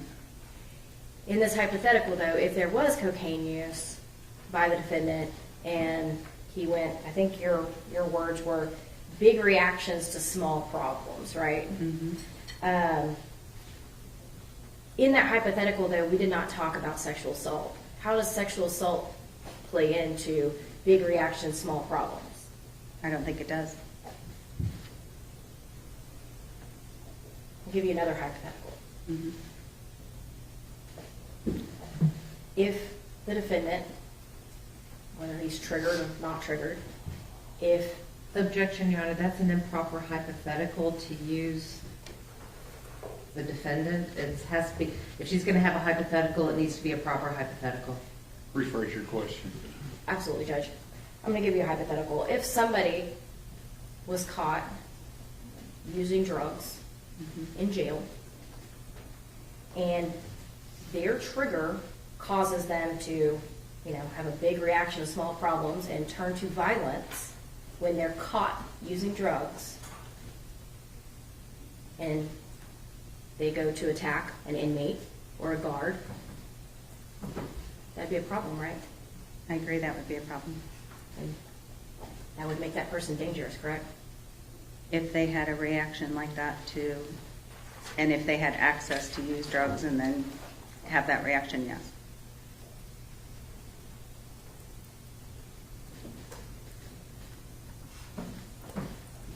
You're not offering an opinion today that his language abilities caused him to commit this crime. No, ma'am. And you're certainly not saying that all autistic people would commit this type of violence. Of course not. And you're certainly not saying that Tanner Corner is not capable of understanding right from wrong. That's right.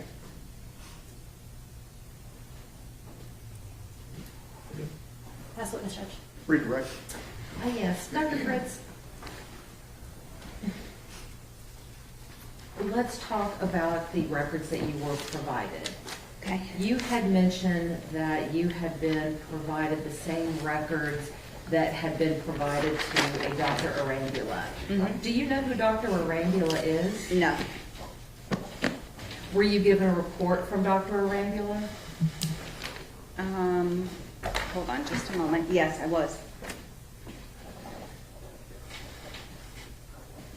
With regards to the jobs that the state asked you about,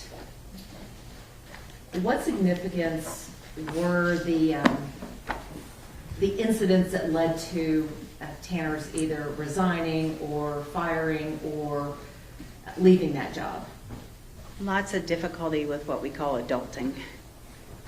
Transportation issues, significant interpersonal conflicts, difficulty understanding the importance of being a contributing member to society and continuing to have a work ethic, even when you don't want to.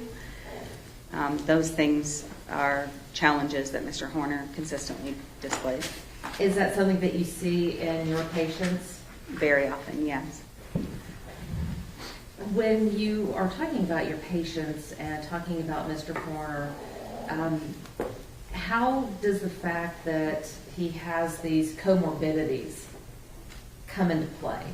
I mean, how does that affect the deficits that he has?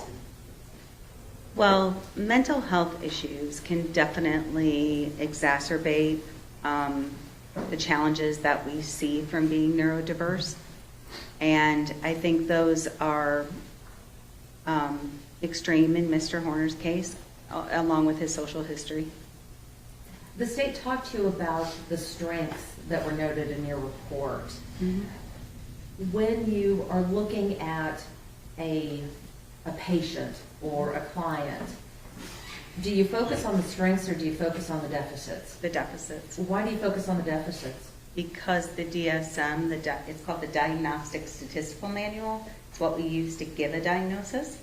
For that, it's deficit driven. So you have to be able to look and see those.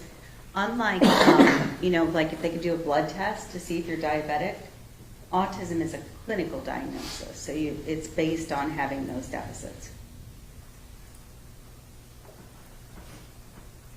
With regards to the deficits, how severe were the deficits that you saw in Tanner? Very severe in terms of his pragmatic deficits, his social communication deficits, very severe. Expressive receptive depended on the area. Some areas he was relatively typical in or had mild deficits, and other areas were more impaired. Dr. Fritz, is there a difference between being able to give information versus being able to effectively communicate? That's a great question. Yes. So information exchange is one portion of communication, and the giving and receiving of information is one part of it, but communication involves all those other subtle nuances that I've been talking to you about, like facial expressions and other forms of nonverbal communication to make sure that your intentions and your messages match. So the fact that Tanner could give information, does that necessarily mean that he didn't have the deficits that you had talked about earlier?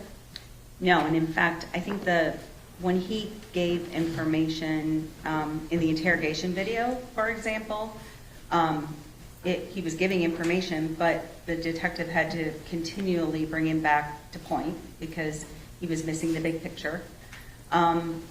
In the giving and receiving of directions, that's one subset of information exchange, and some individuals have a strength in that area.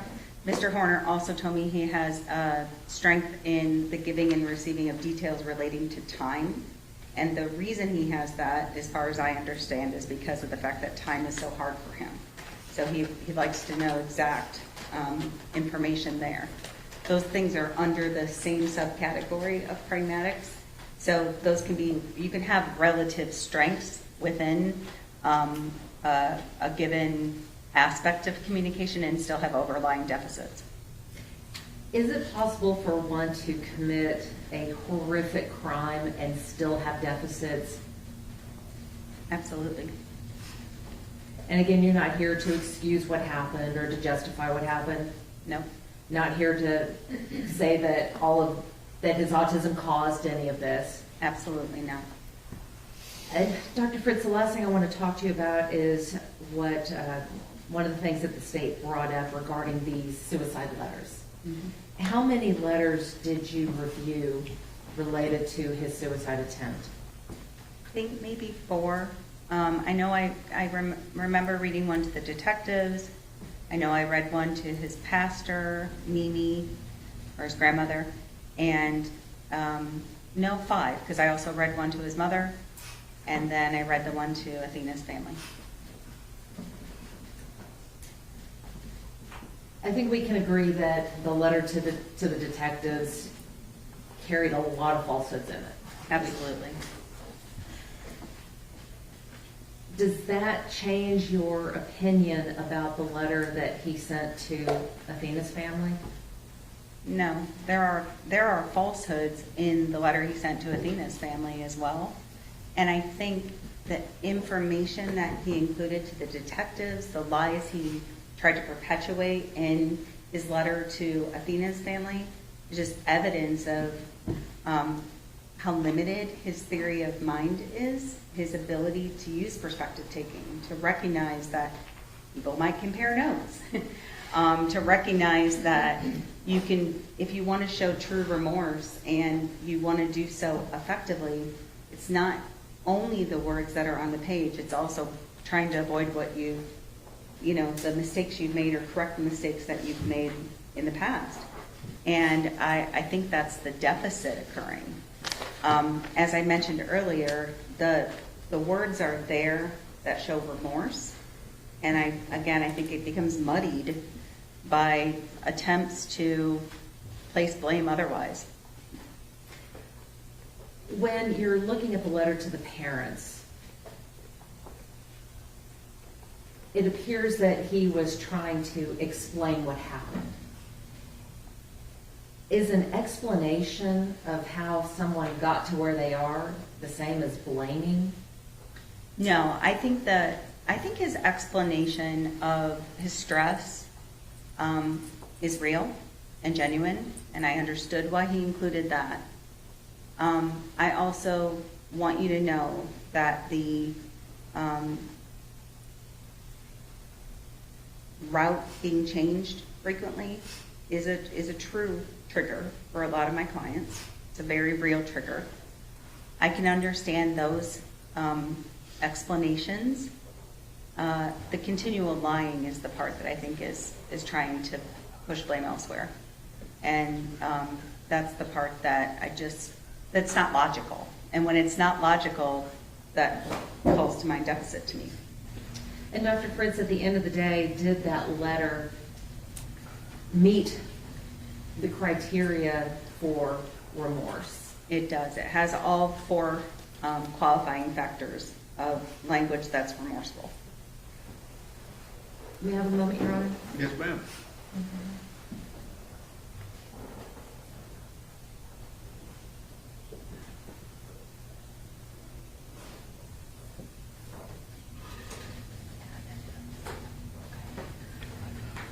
Nothing further, Your Honor. Ms. Dewar. Very, very briefly, Judge. Yes, ma'am. Are you aware that he had the same route the day before? I'm not sure if I knew that in particular. I do know he was on a floater route, so there was some inconsistencies in his route. So his route being changed caused him to intentionally kidnap, sexually assault, and murder Athena Strand? No, there's no direct cause and effect here. There's no explaining away his violent act. 100% no. And I can tell you that changes in routine, the lack of structure and predictability are triggers in autism. You stated that what you see is what you get with autistic people. We saw who Tanner was on that video, correct?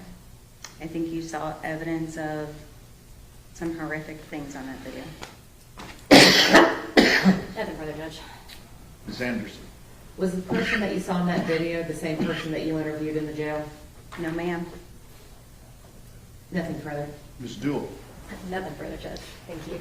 May this witness be finally excused. Objection, Your Honor. Any objection? No objections, Judge. Thank you, Doctor. Thank you.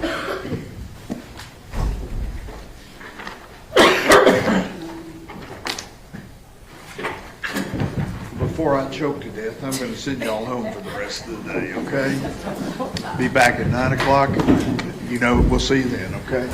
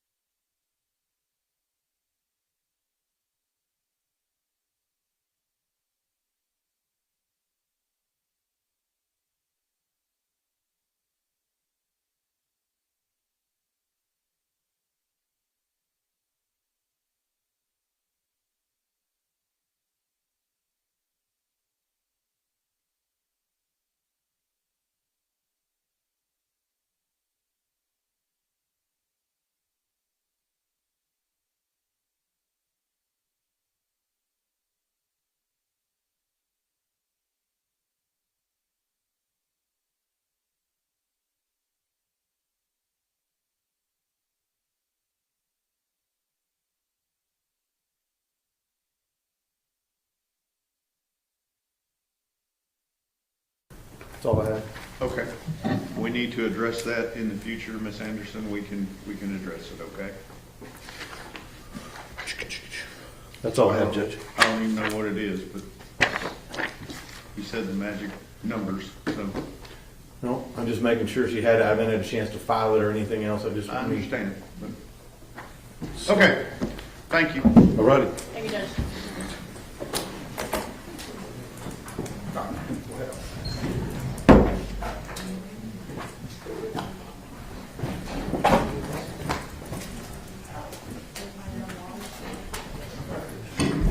It was like, God, just